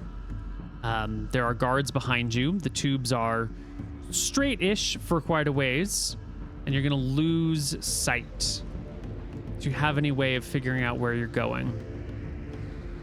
Been through here before, and I remember it was just a one-way cave tunnel to the chapel. So I guess we'll feel through the walls until we reach the chapel. In the dark is fine. Feeling your way in the dark for almost a mile is a slow process. Slowly the cave gets warmer. You can hear the occasional sound of stones beneath your feet moving. Actually, it's a fairly frequent sound as you step gingerly and things crunch or things roll. But you know there's no one nearby because there's no light for anyone that, unless there's someone else creeping by the darkness.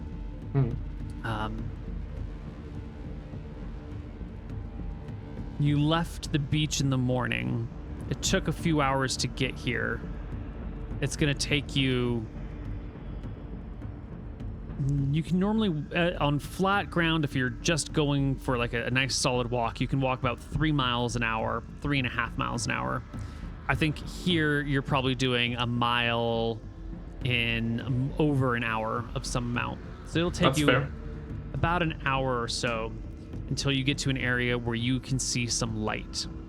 That large auditorium room with the dais and the pews and the big rounded walls and the big arched ceiling has many lanterns and torches in it. And you see about 50 villagers of various types in here.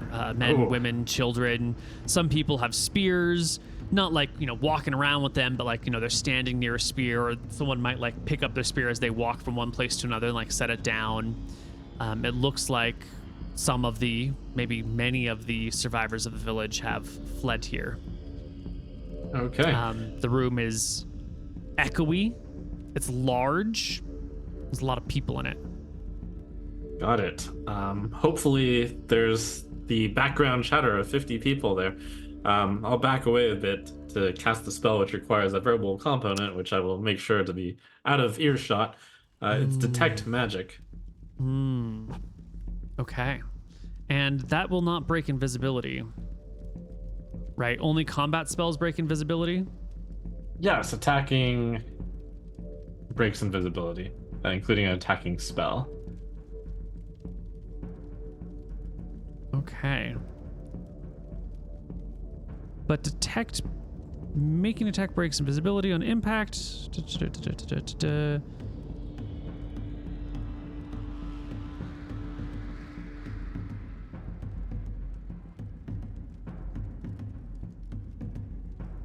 Right, where's your... I think we have since made updates to the invisibility spell for balance reasons, but I think we are still playing here with the original version, and it calls out specific spells, right? The priest spells Bless, Chant, and Prayer are okay, it says. Right, because those are combat spells, but they are not attack spells.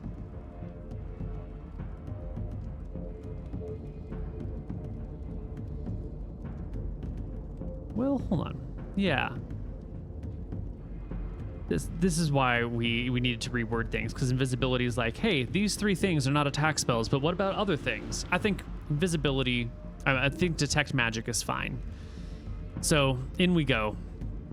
You've got Detect Magic. You're hoping the background din of these people won't alert you to their presence, but you can still roll a natural 1 on your dex checks as you're walking through here. So let's get dex checks from you and Kura again, and just don't roll a 1. Okay. Just don't roll 1s. Sure. Should be easy enough. It's fine. You make some scraping sounds. There's a lot of people in here. You can walk on by to the far side where there's that curving path. And another 1,000 feet to go before you feel that. On which wall was the room? Was it on the left wall or was it on definitely the right side. It was the right side. Okay. Yeah, the left went to the volcano depth. The right went to the what I'll call the audience chamber with brimstone, and deeper into that, the Idria's bedroom. Okay. And when you're going down that passageway, because you can see those two routes, when you're going down that passageway, it does split, and eventually Brimstone's chambers was in one area and Idria's bedroom was in the other area. Yes, I also remember the reason I cast Detect Magic, because I remember some sort of whatever spell school alarm is on, that was covering here. I suspected it might be from Idria, so that might be gone now. But which are you trying to get to Idria's bedroom or to the First, I want to have a conversation with Brimstone, so first to the Brimstone audience chamber. Okay, so do you need to hug the left wall or the right wall to get there? Because it's going to fork, and following one wall will take you to one place, following one wall, a different wall will take you to the other place. Do you remember which wall to hug? Is this going to take a roll?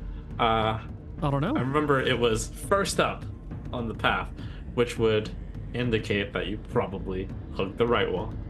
So hugging the right wall... Okay. Hugging the right wall will take you to Brimstone's conversation lair, the fissure in the ground, the rift in the ground. Okay. Yeah. Excellent. Down and down we go until you see light once again, seemingly hours later. You haven't seen any people moving around. No one has left that audience chamber to come down this passage. No one has come up this passage from to the audience chamber.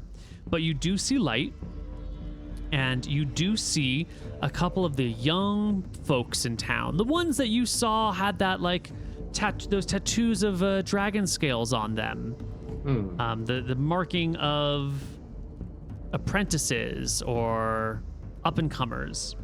And they are gathered around the fissure in the ground in a prayer-like chant. Do any of these youths, I observed them for a moment, are any bold enough to stick their head inside the fissure? Not while you're watching, not in the first few minutes of watching at least. Who knows if they've done it earlier. I think all of their backs are towards you because the fissure runs perpendicular to the entrance. And they're all kind of lined up, holding hands, facing the fissure. There's some lanterns scattered around. Okay, how long did it take to get from the path branch to here? From the auditorium to here? I guess first from the auditorium to the path branching, and then from the path branching to you here. hugged the right wall, so you didn't find a path branching. Oh, I see. All right, Yeah. How much from the auditorium to here then? No. Maybe less than an hour, maybe a little more. Let's call it an hour. Okay. But, time is hard to tell. It feels like a long time. I'll whisper to Cora. We'll come back later. Let's go to Idria's room, and we'll use the other wall to cross to the other wall and go on back. Okay. As you're walking towards Idria's room, you will see the hallway begin to lighten, and you will hear the sounds of people talking. Some of the acolytes that were in that chamber are heading back towards the auditorium. They have a couple of lanterns with them to help light the way. They're talking about why is it that Brimstone does not answer our prayers. Okay, We're this is not a really good devout enough. opportunity. We don't know what's going on. They're listing out all the reasons. They seem despondent. They're desperately trying to save their people from these raiders. Nice. You didn't specify making a head count, so if you give me an int check, I can let you know if this is all of them or some of them. All right. Int check. Oh, so Wow. smart. This is maybe there were 10 in there, and now you're seeing 8 head back, so there must be 2 left in that chamber. That's really good. I will, as we're going down this way, I'll tug Cora's hand, and first we, plaster ourselves against the wall, let them pass, and then we will double back. You double back, and soon you come back to the chamber. Another half hour passes. There they are, the 2 last folks. They've stopped their chanting, they've stopped their prayers. They're sitting cross-legged on the ground, facing each other, holding each other's hands, looking into each other's eyes in sort of like a meditative silence. Real quiet. Okay.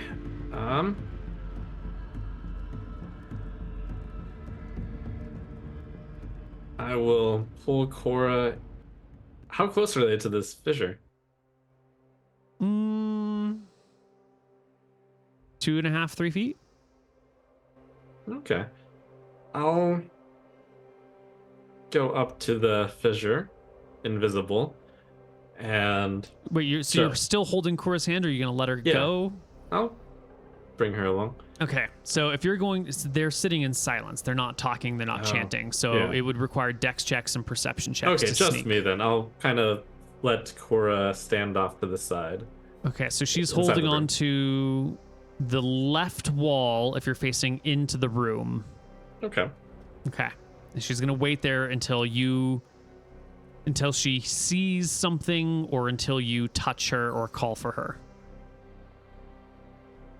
Okay. So there's these 2 youths holding hands right next to the fissure. You're going to make a dex check to not be noticed, and they're going to make perception checks.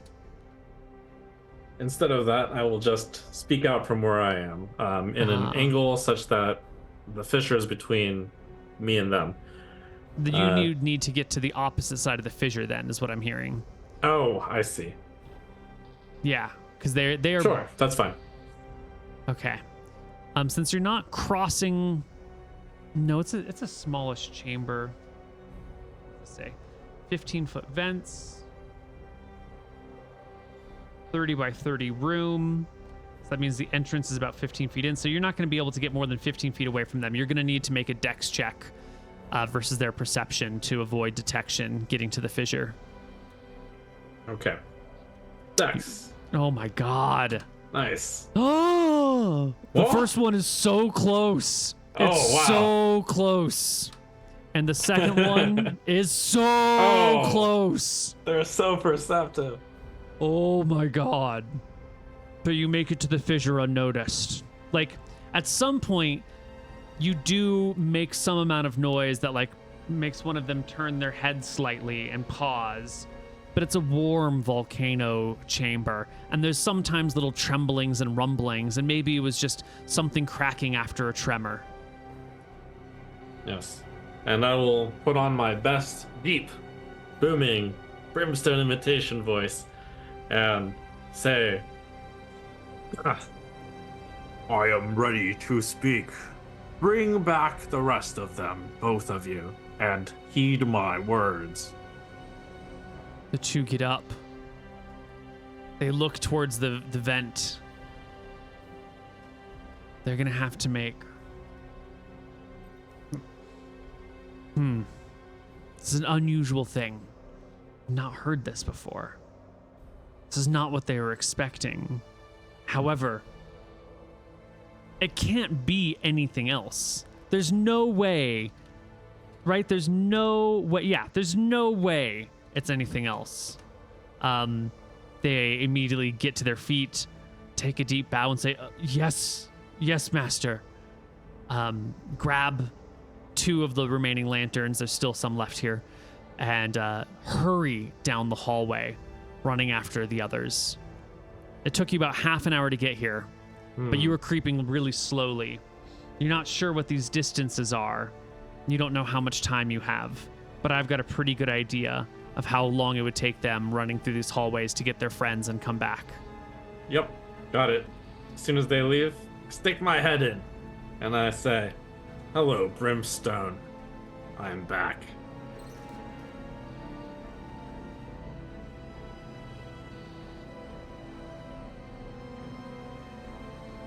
There is naught but silence meeting you. Oh. The ground does not tremble. There is no voice. There's no whisper. There is no presence of another creature. You find yourself just sticking your head in a crack. Interesting. I'll continue and say, "I've done as you asked. I went to faraway lands to figure out Idria's past. And then I've returned.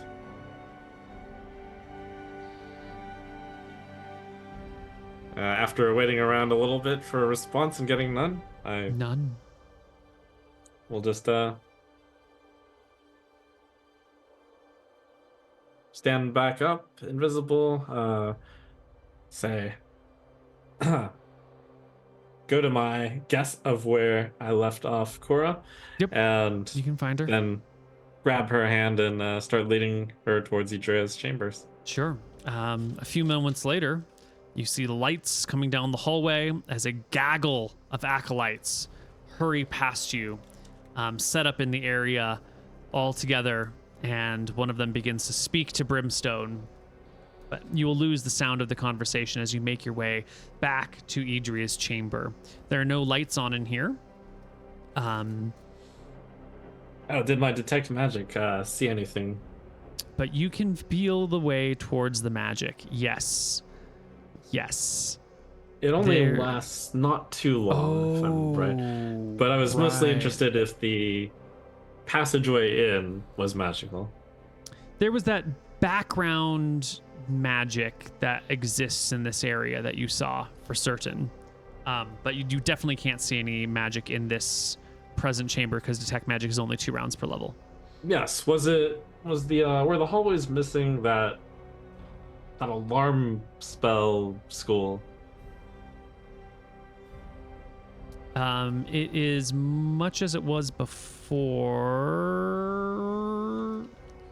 Let me double check this. Alarm is abjuration and transmutation. Ah, yes. And I remember sensing a little bit of abjuration. I do believe so, yes. Yes. And you're kind of getting that same vibe here. Okay. Still around then. Mm-hmm.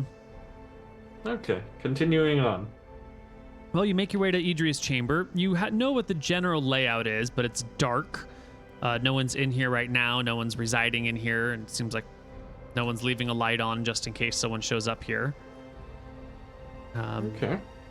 You could feel You could feel your way around if you wanted to try and find one of these chests. Yeah, we'll pull out a torch and light it. Okay. And then set it off to somewhere in place so that we get an easier look around. Using flint and steel is not an attack. It makes sparks, but it is some sort of like, you do kind of have to hit things kind of hard. I don't know. Making sparks is tough. I do wonder. Probably not. Does Kura have a fire building proficiency? She might be able to do it really fast. She has mountaineering and rope use. You don't have a fire building proficiency. It's probably fine. Yeah, it's probably fine. You pull out one of your last torches, or I think she has 3. Yeah, so you're down to 2 torches now. Light it. The room is illuminated. There are 3 chests. Okay, I'll cast Detect Magic. One of them emanates magic.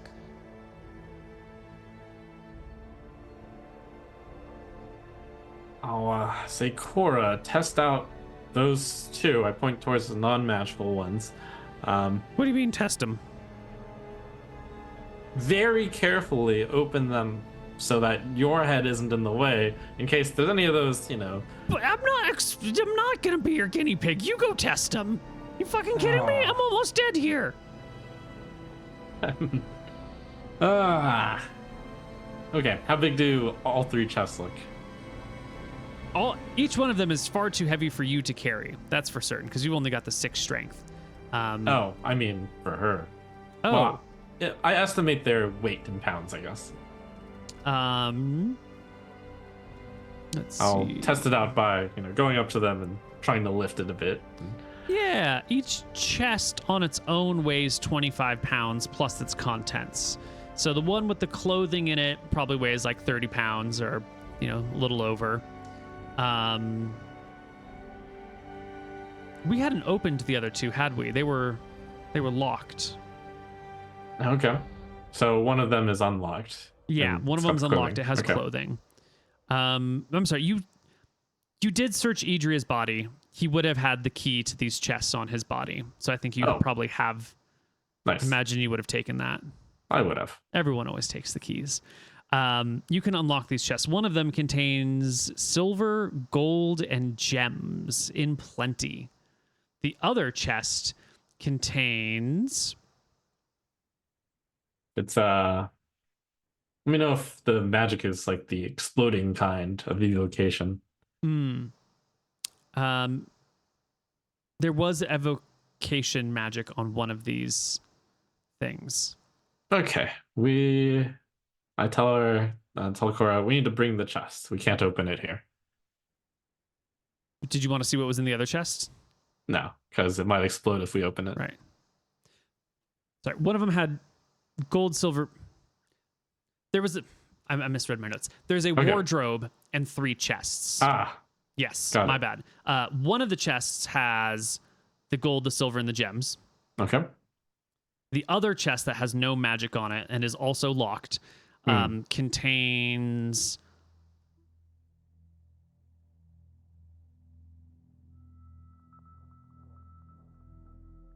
letters in Drekisian and Akuban to merchants. It looks like correspondence with potential buyers. There's not a lot. The chest is practically empty. It just has some letters and some writing pads and some materials to craft letters. You recognize a few Drekisian names. Okay, I just shove them in a bag. I don't really want to read them right now. And then I say, all right, Cora, that chest, we're going to need to lug out of here. Well, she can carry it, no problem. It'll weigh about 30 pounds. Great. But she can't hold on to you, so you will have to hold her, and she will have to lead the way. It is 30 pounds. Cora is exceptionally strong. She has 17 strength. So she can carry 85 pounds without breaking a sweat. She's not even wearing her chainmail right now, so she's going to hoist the box up onto her shoulder. Actually, she could probably carry it with one hand there, but she wants the other hand just in case. So she will have to lead the way. All right. And then I say, we've done it. Let's get out of here. Thank the gods. We loot the golden gems. That will increase the weight of her box. I imagine you'll take the gems. You'll take as much gold until it becomes awkward for her to carry, I take it? Yeah. All right. So that will be... Cora has on her...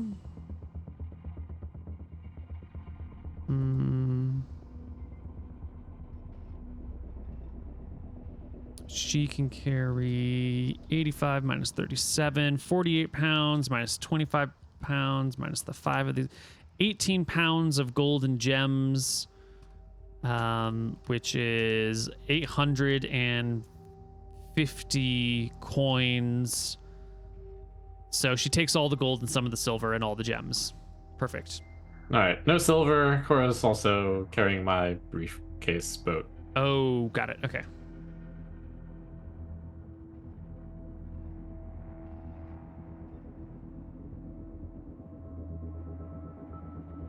Which was 7 pounds.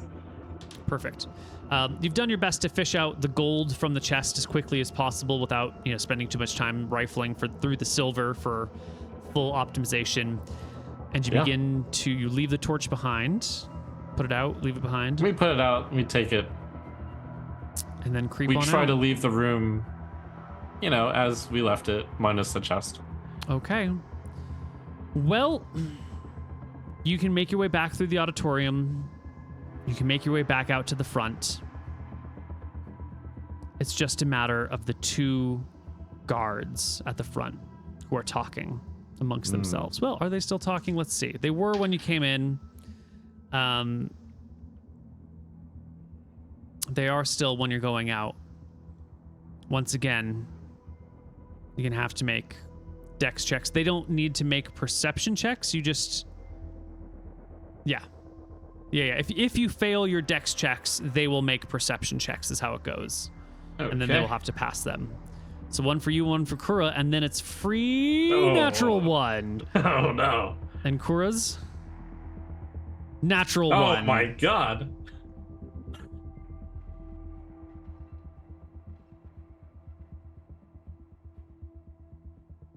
Double natural 1 on the walkout.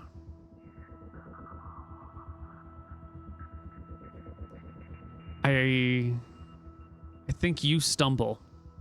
And she's walking forward, and maybe she pauses because there's an unsteady rock or something.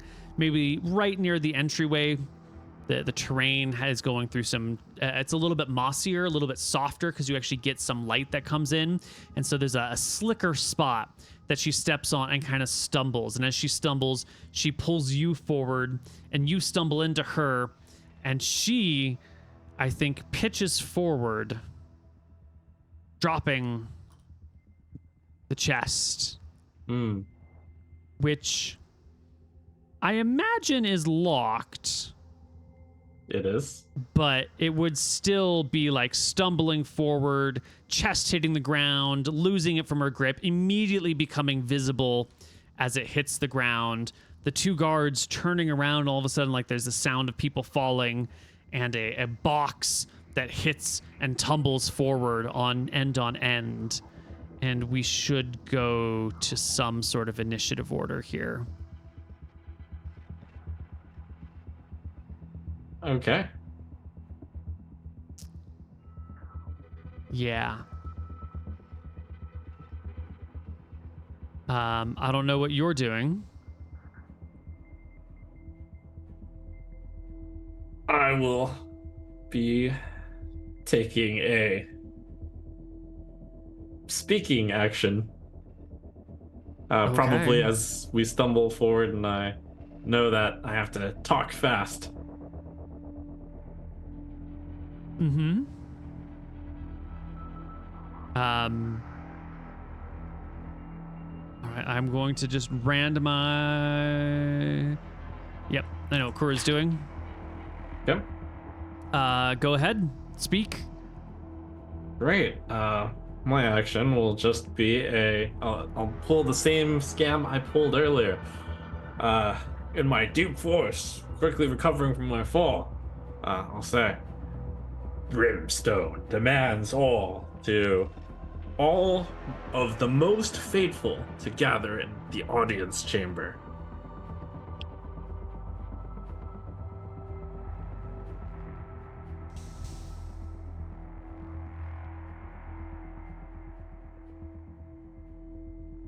One of the guards, flabbergasted, grabs a torch off the wall and begins to hurry down the hallway. The other one says, "No, wait, don't go!" To which the second guard just keeps going anyway. And the one who said, "No, wait, don't go," grabs his spear and kind of points it back and forth across the entranceway, across the choke point.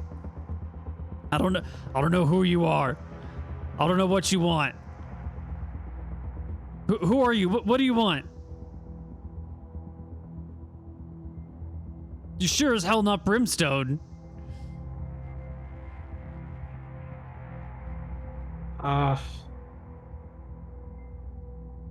I'll more quietly speak so that it's out of earshot of the guy who ran away. Okay, look, we just want to get out of here. You didn't see anything. We didn't see anything. We good? Who are you? Grab the chest. Kura goes to grab the chest. It is fully visible as she lifts it up. I think. I thought it right? became invisible after it joins her inventory, I think. I'll double check. The creature touched vanishes from sight. Items dropped or put down become visible. Items picked up disappear if tucked into the clothing or pouches worn. Right. So the chest is too big to be tucked in, so it'll just be a visible chest that she's hoisting. Yeah. We're just gonna be on our way. All right. The guard is going to make the most important morale check of his life. I'm going to give him a penalty of 2 on it because he'd have to be super brave to do this. As Kura goes to lift the chest, he fails his morale check and does not take a stab at her. Thank God for that -2 penalty. He backs away, and I think the 2 of you can go down the mountain, knowing full well that you've been seen, and he's probably telling everyone else. Okay. We are trying to get to the nearest shore. All right. Well, are you trying to maintain your invisibility, or are you going to break invisibility, which will give you speed on your side? No, we'll maintain it. Okay. Now you have to stay close together. You're making your way down, in contact, picking your way because you can't see exactly where your feet are. Those behind you, high means they come after you. 4. They do not. It's fine. Your invisibility will keep you safe from any monsters you might have encountered along the way. The people up the mountain don't come back down. It's not worth the risk. You can make it back to the beach. You'll see the raiders are gone by now. The 2 of you can open up your boat, put your ill-gotten gains into it. And do either of you know how to sail a ship? No. I don't. How hard could it be? You ever seen Castaway? No. Never mind then. Yeah. You stand at the shore. You've got a box that turns into a small boat and a large boat. Anyone can row a rowboat, not a problem. You guys could easily row the rowboat, or at least Kura could. What is your plan? Oh, that's what I pictured on my yeah, that's what I pictured.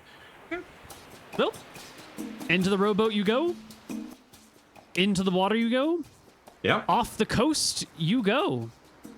And well, Ember Shore. It's a long way to Drekis if you got to do it by hand. Yep. Might make a pit stop or a few if that's necessary.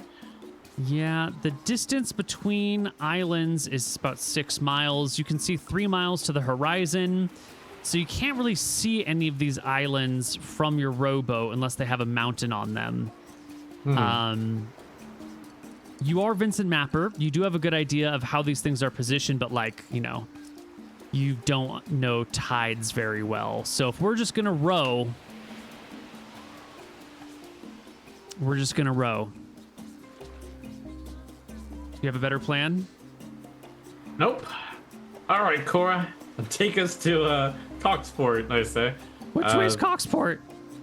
That way. I point east, towards an island. Well, not towards an island, towards where I think is the first island. Yeah, just beyond these. Oh, you can't see this. Just beyond this area over here, just off the map, are the Draken Ridge, a huge set of mountains. They will help guide you at least towards what east is, even if you can't see where Coxport is. You can tell where the Draken Ridge is, and you can follow that until you hit land. All we need to do is make sure that there is no terrible weather. Yeah. And I vaguely remember us talking about this land that's under the Macarius rule. Is this considered friendly territory, or is this no one's here land? That is friendly territory. That is Megari land. It's mostly halfling farming territory, actually. So even if they were violent, they would be halfling violent, which is they might throw a potato at you. It's probably pretty safe. That's nice. I need you to roll me a 2d8 and don't roll high and don't roll very, very low. Okay. Perfect. Nice. Right in the middle. Right in the middle. Yeah. It's good weather. It's going to take you a while to row. You're not going to be able to row more than 20 miles a day. All right, we're going for Coxport, so it might take 2 island stops, but that's fine. All right. Yep. You will row, eventually Actually, find island. Now that I think about it, we're all almost dead. We'll take some halfling hospitality. All right.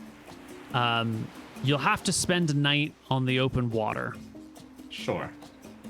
Which is just going to drift you and float you somewhere, and you're not entirely sure where. Okay. I'm going to need... You rolled a 7, so that means roll me another 2d8 for the next day's weather. 13. Now, 13 is not bad, not terrible, but it's also not great. Today is a blustery, windy day. And the winds are kind of pushing up in this direction, which actually helps you. The wind is now at your back. And you will find land this day, somewhere along this coastline. And I think from here, you can find some halflings for help. You can rest for a few days in this hospitality. They'll take care of you. And with Kura at your side and staying as close to the coastline as possible, we can just hand wave the rest of your journey following the coast all the way down. Very good.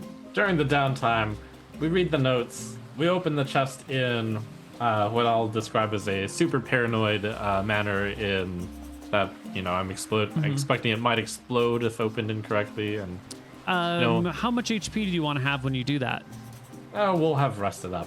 So okay, so you're gonna spend a couple of weeks with the halflings then to opening up that chest is a case of we unlock it, or rather, she unlocks it if I can get away with that. She unlocks it. Nope. I am not unlocking your magically trapped chest. No. I'm a bodyguard. I'm not a trap detector. Stay back, Cora. I'll unlock a cucumber? it. We over the weeks we very paranoidly construct a contraption to lever the chest up so that we don't have to be near it as it opens. Oh, see, as soon as you gotta put your life in danger, we can come up with a contraption to open it. But when it was me, I was just gonna open it myself. See, this is why you don't do things that people... She kind of grumbles at you, but, she's never let you down. It's not trapped. Inside is a potion and 5 rocks. Oh. Yep. 4 of the rocks are, what do you call it? Like polyhedrals that are about, D20. They 20-sided rocks. And one of them is an 8-sided rock. Idria was a fan of Dungeons and Dragons. Maybe.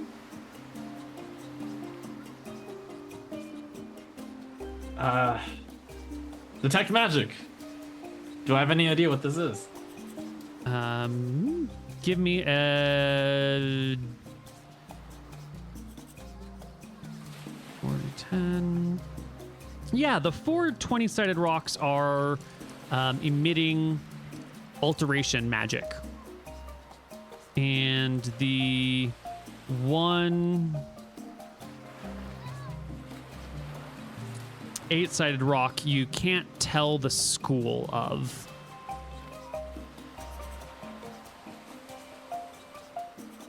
Okay. You have a 10% chance per level. Yeah.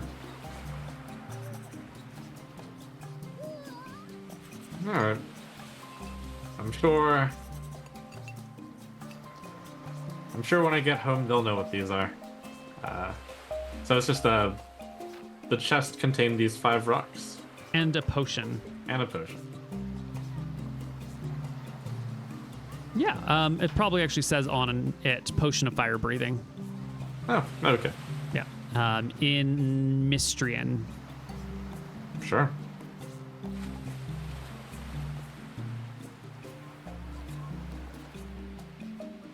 All right. Does this chest seem especially nice? It's well made. Yeah. Okay. Seemed like a big chest for such small contents. Well, you know, they don't. You have a chest. You put your stuff in it. It might be too big for the contents, but you do what you do. Okay. You're not going to build a custom chest just for these things. Maybe there used to be more. Maybe they're intended to be more. Just what they had on hand. You can get all the way back to Kershwick and make your way back to the capital. And I think we should take a break here because it's been 2.5 hours without a break.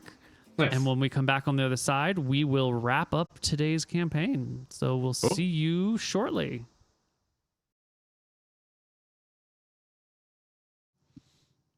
Hello, everyone, and welcome back.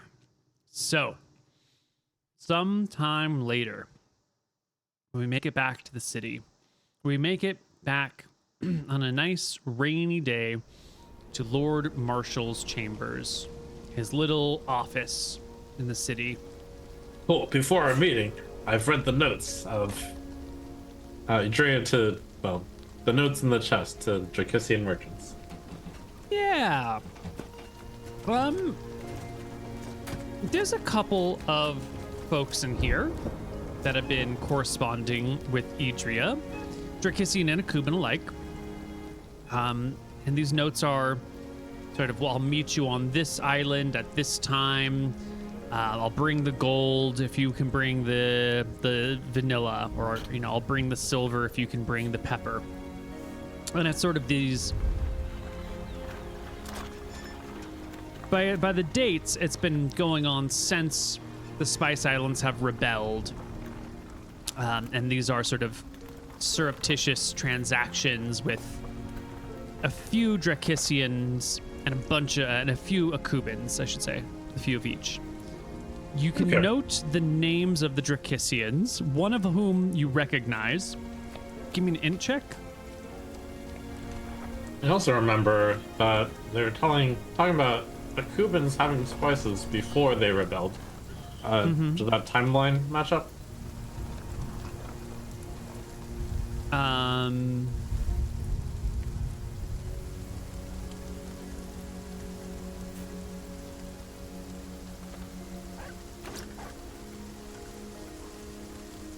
Not from these letters.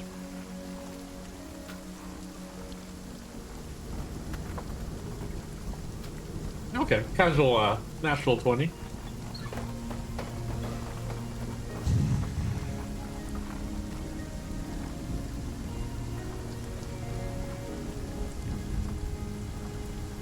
One of the names here is very familiar to you.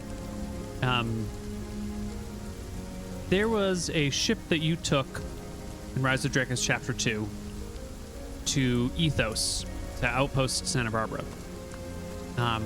As that very same captain of that ship who is writing to Idria.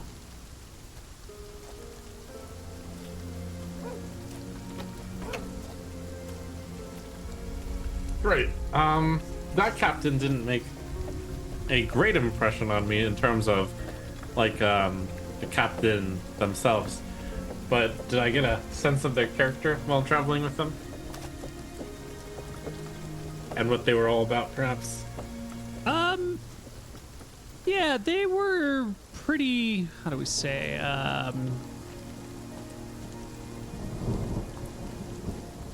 they were just a merchant doing a job. They'd been hired to do this stuff and drop you off. That was their job. They're not going above and beyond. They're just here to get paid and to keep themselves alive. They seemed pretty uninterested in the, moral objective or the civilizational objective, and they were just a hired gun with no skin in the game. Okay. I look at it, I snicker a little bit, and I decide to keep it for blackmail material. Okay.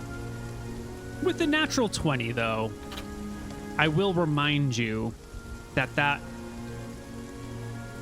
ship you were on and that captain who owned it or who operated it were specifically hired by Lord Richard Marshall and was one of his many people that he works with. It doesn't mean that they're always or only working for him, but is one of his.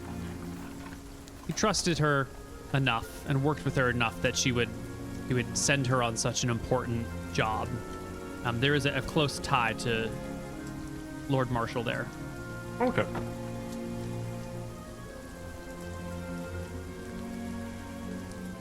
Okay. Well, now you're here in the capital. You're in the waiting room. Eventually, a scribe opens the door and motions for you and Kura to come on in. Closes the door once the two of you entered. There's a pair of chairs for you. A couple other chairs dragged off to the side.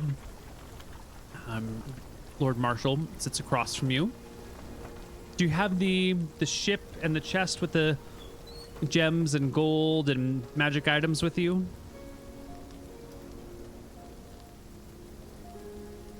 Chest with magic items? I questioned him. No. The ones. This is the DM asking you. Yeah. Oh, I see. Yeah, we won't bring the golden gem chest because that is not of interest. But we will bring the chest with the polyhedrons and yes, the boat. Okay. Enough time has passed. I think you'll have recognized that the 20-sided polyhedrons are just light stones. They emanate light. You didn't notice earlier because when you opened the chest, it was daytime and you wouldn't have noticed. But at some point, you probably had the chest cracked open, or you looked at it in dimmer lighting conditions, maybe inside a building. So you would have definitely figured out those are light stones by now. The 8-sided one, you're still uncertain about. Cool. And you brought did you bring the magic folding boat?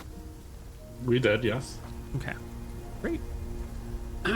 So you're bringing in a big chest and you're bringing in a small box. And Lord Marshall looks at you and goes, well, you've done it, haven't you? We have. Things went far better than expected. We got the boat. We got some more magical items. Really? Yes, and I'll take the chest. Well, Cora will hoist the chest onto a cool table. I'll open it and display these things. These glow in the dark. They're light stones. This one, I haven't quite figured out yet. Huh. And what about that potion? Just apparently the label says potion of fire breathing. Excellent, he says, going over to the chest and closing it and hoisting it and setting it down on the ground on the side of his desk. Good job. And that must be the boat then, huh? It is. Oh, you done good. Now, what about this Idria fellow? That's the even better news. Idria has fallen victim to a Red Coast raid. Oh no, that sounds terrible. Oh no, yes. It was very sad. And now all the Spice Islanders are just looking for a nice Drekisian aid ship to come back and bring them back into the fold. Good, good. And were we able to find out which of his Akuban masters sent him on this dastardly quest? Looks like completely unrelated. No, come on. Surely he's an Akuban himself. Attacking Drekisian territory, taking it over, threatening war? How could it not be related? No, a Cuban exile, I say. No. Yeah. Are you sure? Yeah. I went to the place he was exiled to. Even those guys didn't really like him much, which is why they killed him. Nothing but a bunch of pirates and ruffians. Huh.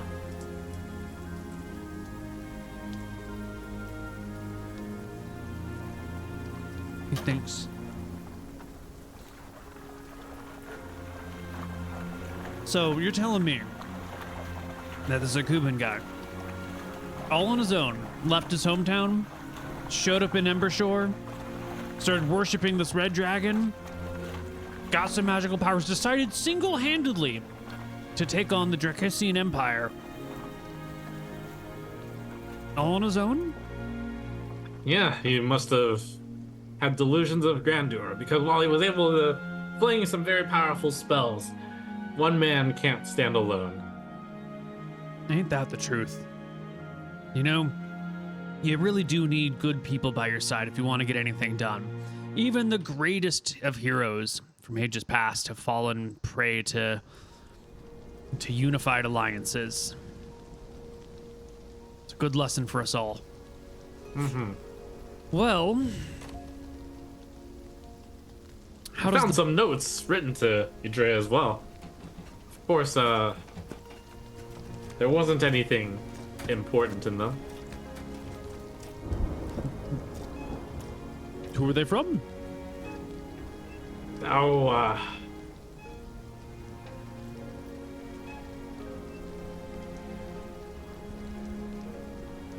look at him and say, I think it's best if no one ever finds out.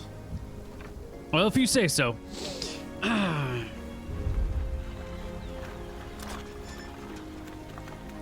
Well, I suppose the Queen will want to hear from you directly on this one.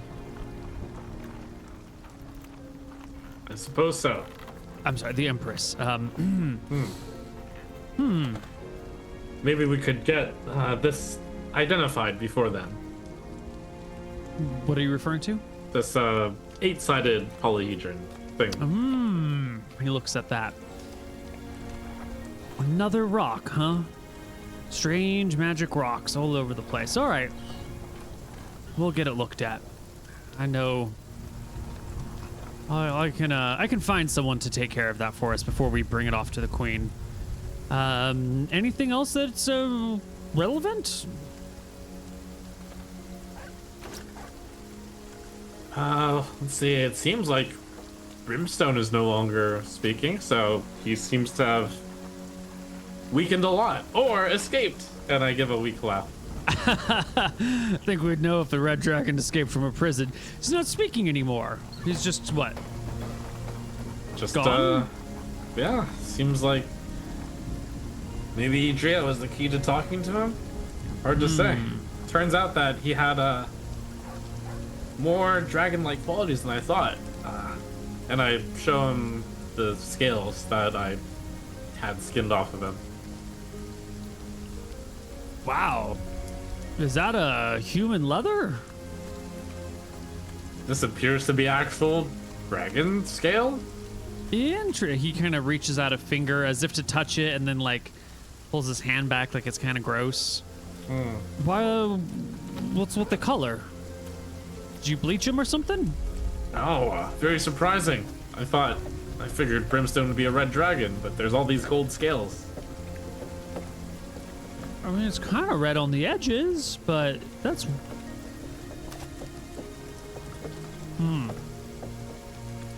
What do you make of it?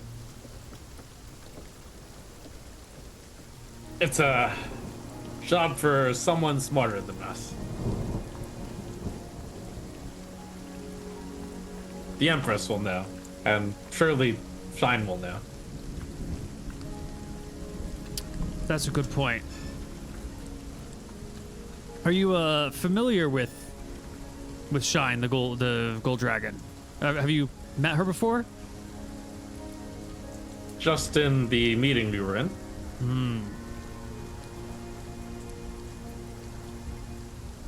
Terrifying thing, talking to a dragon. Even when in human form, there's just something off about her. Something you can't quite... You know, it's a lot of power packed into a tiny person.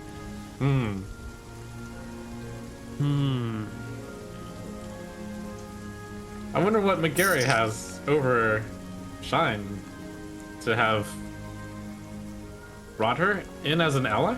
I kind of say this a little questioningly because I don't really know the full details. Yeah. Well, once upon a time, the three brothers McGarry had picked up some ancient elven artifacts that had anti-dragon properties that they were going to use to fight Scoria. Shine and a bunch of other dragons didn't like these things in particular.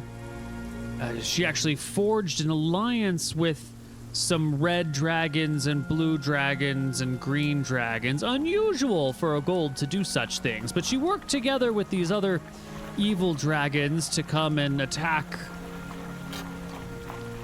the brothers. In fact, they even ended up for a period of time sieging some Drekisian cities in the middle of the war. Burned a couple to the ground, consumed some people, did some real damage. And when the brothers McGarrys tried to fight her,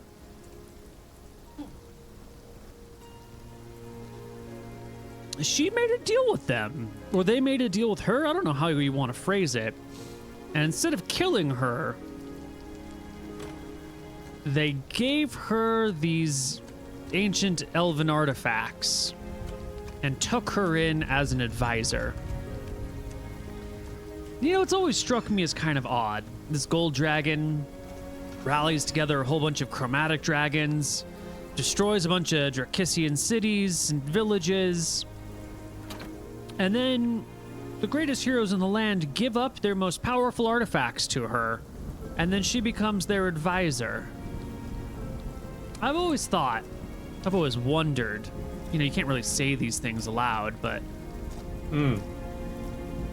personally, I've always wondered if she didn't pull something on them. Like, maybe she's not their pet dragon, they're her pet warriors.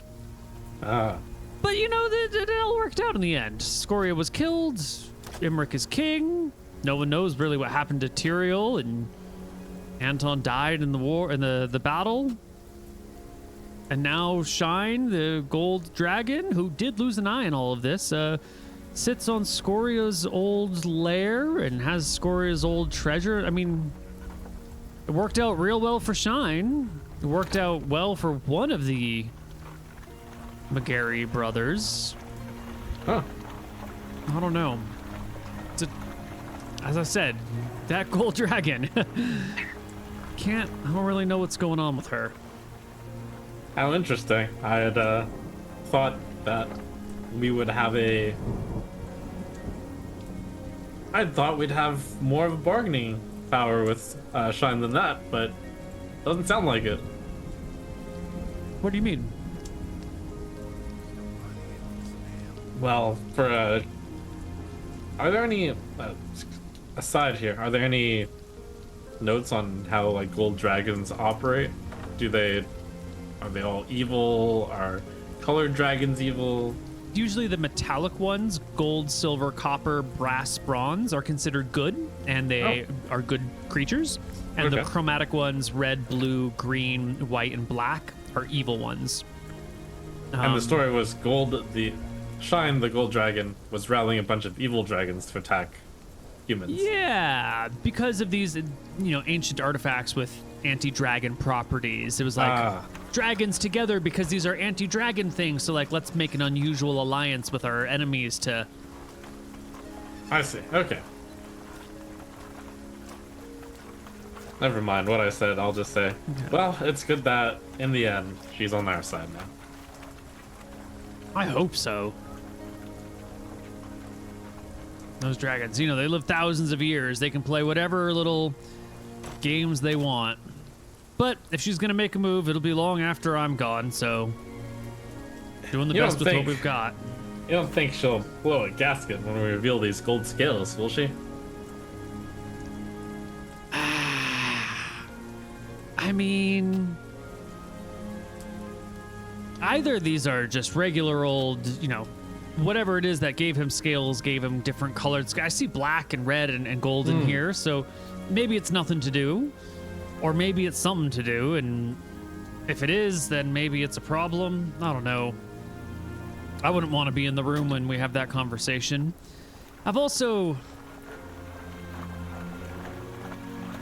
for a while there, some folks were walking around in dragon scale armor, but every time the Shine comes to visit, the Empress makes everyone take off their dragon scale armor.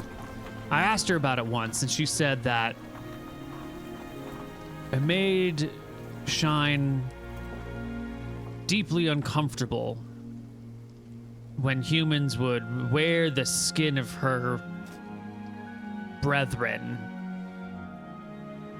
That makes sense. Yeah. So I don't know about presenting a slab of scales. I don't know if they're not real dragon scales, if it matters, or maybe they are real. I don't really know how these things work. I would just be a little careful around the subject. Right.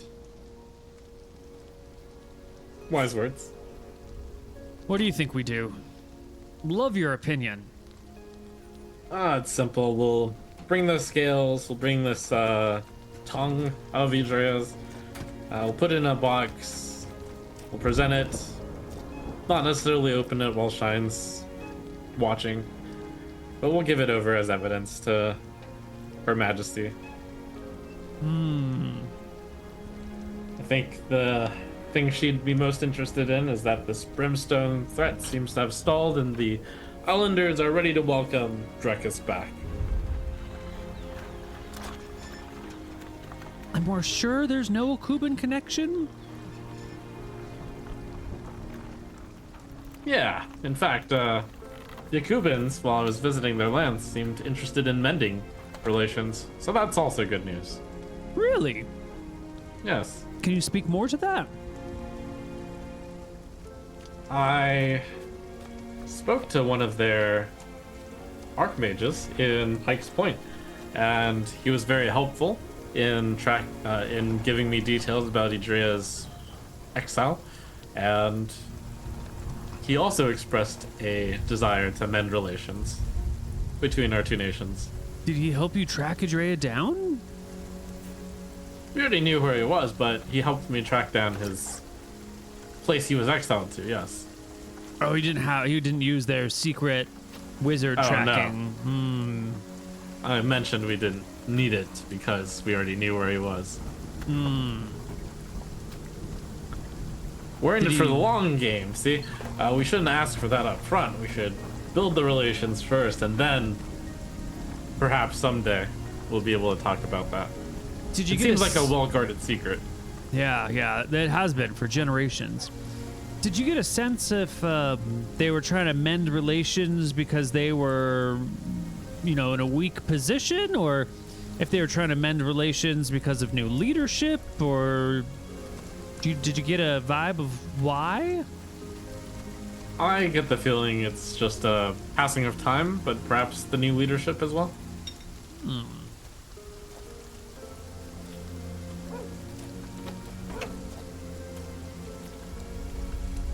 Yeah, that's unusual. We hadn't heard anything like that from any of our that spies. reminds me.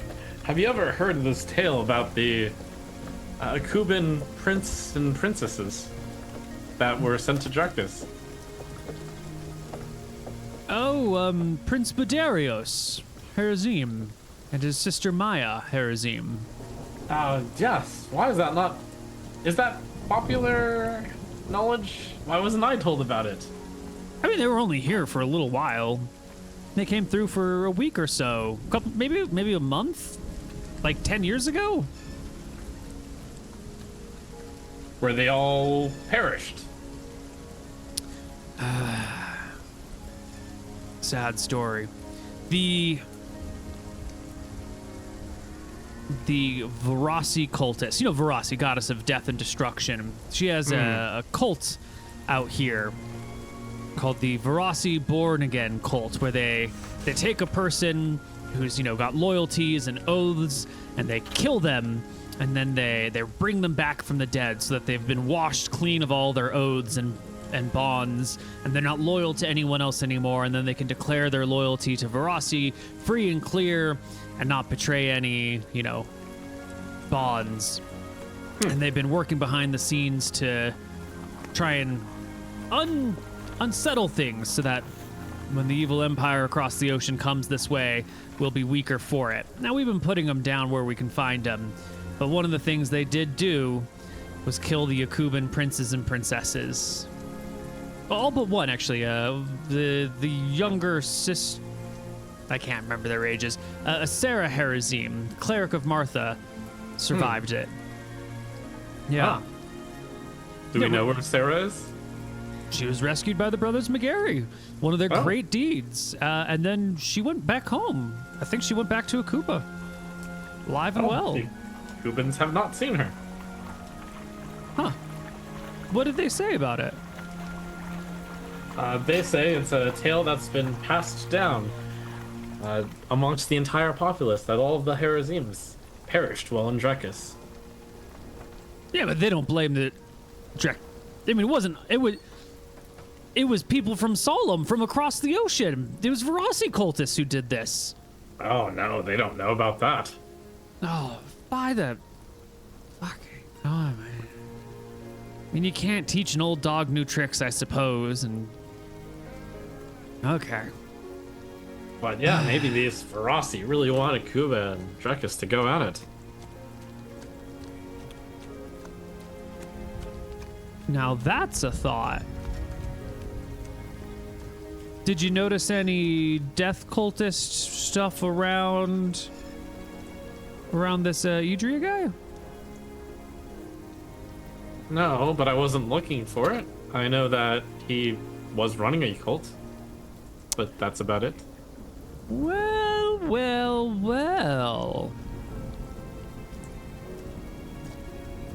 Well, when we go back and reclaim the territory, we'll interview some of the locals, see if any of these things match up. It should be pretty simple by now. Without their leader, I bet they're unwilling to risk everything. Right. Okay. Well, why don't we put that skin and tongue in the box down there, and I'll get us at an audience with the queen. You can leave the boat here, and a couple of days we'll go speak with her, and that'll be that. Great. That'll be that. And then he looks to Kura, who's been sitting here quietly the whole time. And how'd it go, Kura? Everything work out okay? She shakes her head no. Said, what went wrong? He said, this man's insane. Do you know the day we got hit with the fireball? There was a man who turned into a man from a bat, or a bat who turned into a man, and he sucked the life force out of a young child, and this guy just let him. He just let him suck the life out of a child. Lord Marshall looks to you in surprise. Looks back to her. Well, you look okay. You don't seem like you've suffered too much. You seem fine. Maybe your hair's a little shorter than one last week. It's because of the fireball. Well, I nod to make sure she gets that hazard pay. I had to bring her back from near death. We'll make sure everyone's taken care of here. That's what we do, is we protect and take care of our own. And I do believe you have quite a long time left on your contract there, Kura, so I hope whatever feelings you have about our dear friend Vincent here aren't too strong, because I think you're going to be working with him for some time now. Contract's a contract. She goes back to quiet. And I think that will wrap us up for Rise of Drekis Chapter 5 and Rise of Drekis as a series. If you have any other things you would like to say or do with Vincent, now's the time. Speaking about that guy on the boat we met, do I come off as magical, or is his marking on my back magical at all? It would hopefully not be. That is a great question. How would you detect magic? You have to see, but you can't see your back. How would you detect that? Would you trust someone to go and be like, hey, can you detect magic on me and see if I'm emanating some sort of magic? Yes. When we get that thing identified, I guess I'll talk to the mage and ask him, hey, could you detect magic and see if I'm magical at all? Well, they're going to ask, why do you think you're magical? No real reason. Well, I'm not just going to waste my spell slots for nothing. I'm going to charge you full price for it.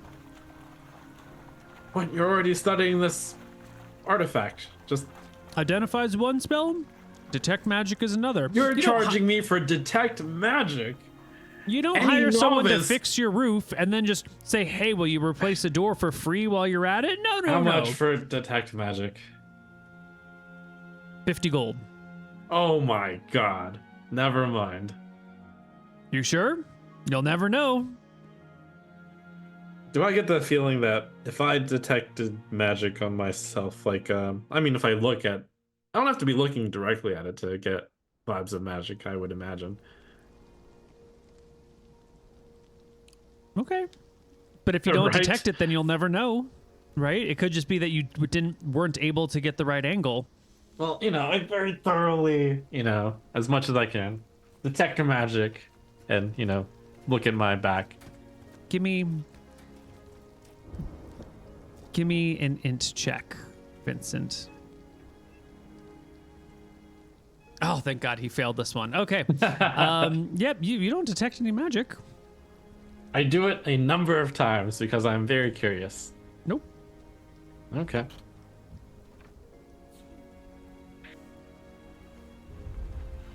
Cool. Well, that'll wrap up our campaign, and we will be done with Rise of Drekis. It's been a 5-part series, and they've all gone, they've mostly gone very well. This campaign has taken a lot of different directions, and I think it has helped hopefully flesh out the nature of Empire, how one comes to be, and how this one has gotten to its place. First chapter talked a lot about what we do with traders and how we manage, our own ranks. The second chapter dealt a lot with border conflicts with other empires and how we deal with areas that used to be ours but have slipped away from us. The third, unfortunately, scheduling issues had it end prematurely, but it was a scouting mission to reclaim long lost lands from 1,500 years ago that had broken off, and the party was scouting out far distant land and were never heard from again. Our fourth campaign had Vincent in it as well, a fully stacked paladin with a +5 Holy Avenger mace, which was lost to the undead in the Elven Woods. And that was about getting the Empire the wood that they needed for these fantastic ships made out of like this special elven wood, and sort of exploring these lost ruins and treasures, and was going to find all sorts of like wealth that was beyond the reaches of man. And our fifth campaign was about whether or not we are going to go to war with our nearest neighbors and our oldest enemies, or if it's something that we can patch up. And what's with these rumors of other dragons that are around here? And are there any other really big, scary forces left in Arcadia for us to fight? And the answer appears to be no. We don't need to go to war with our neighbors. And there was maybe a scary warlock, but he's dealt with, and the dragon who he might have worshipped is now quiet once more.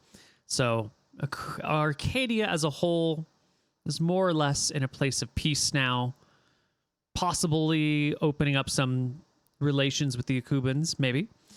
And yeah, so that's that. Very good job, Vincent. I hope to see you soon, or in the not terribly distant future. There's another campaign coming up called Voyages of Dusk and Dawn.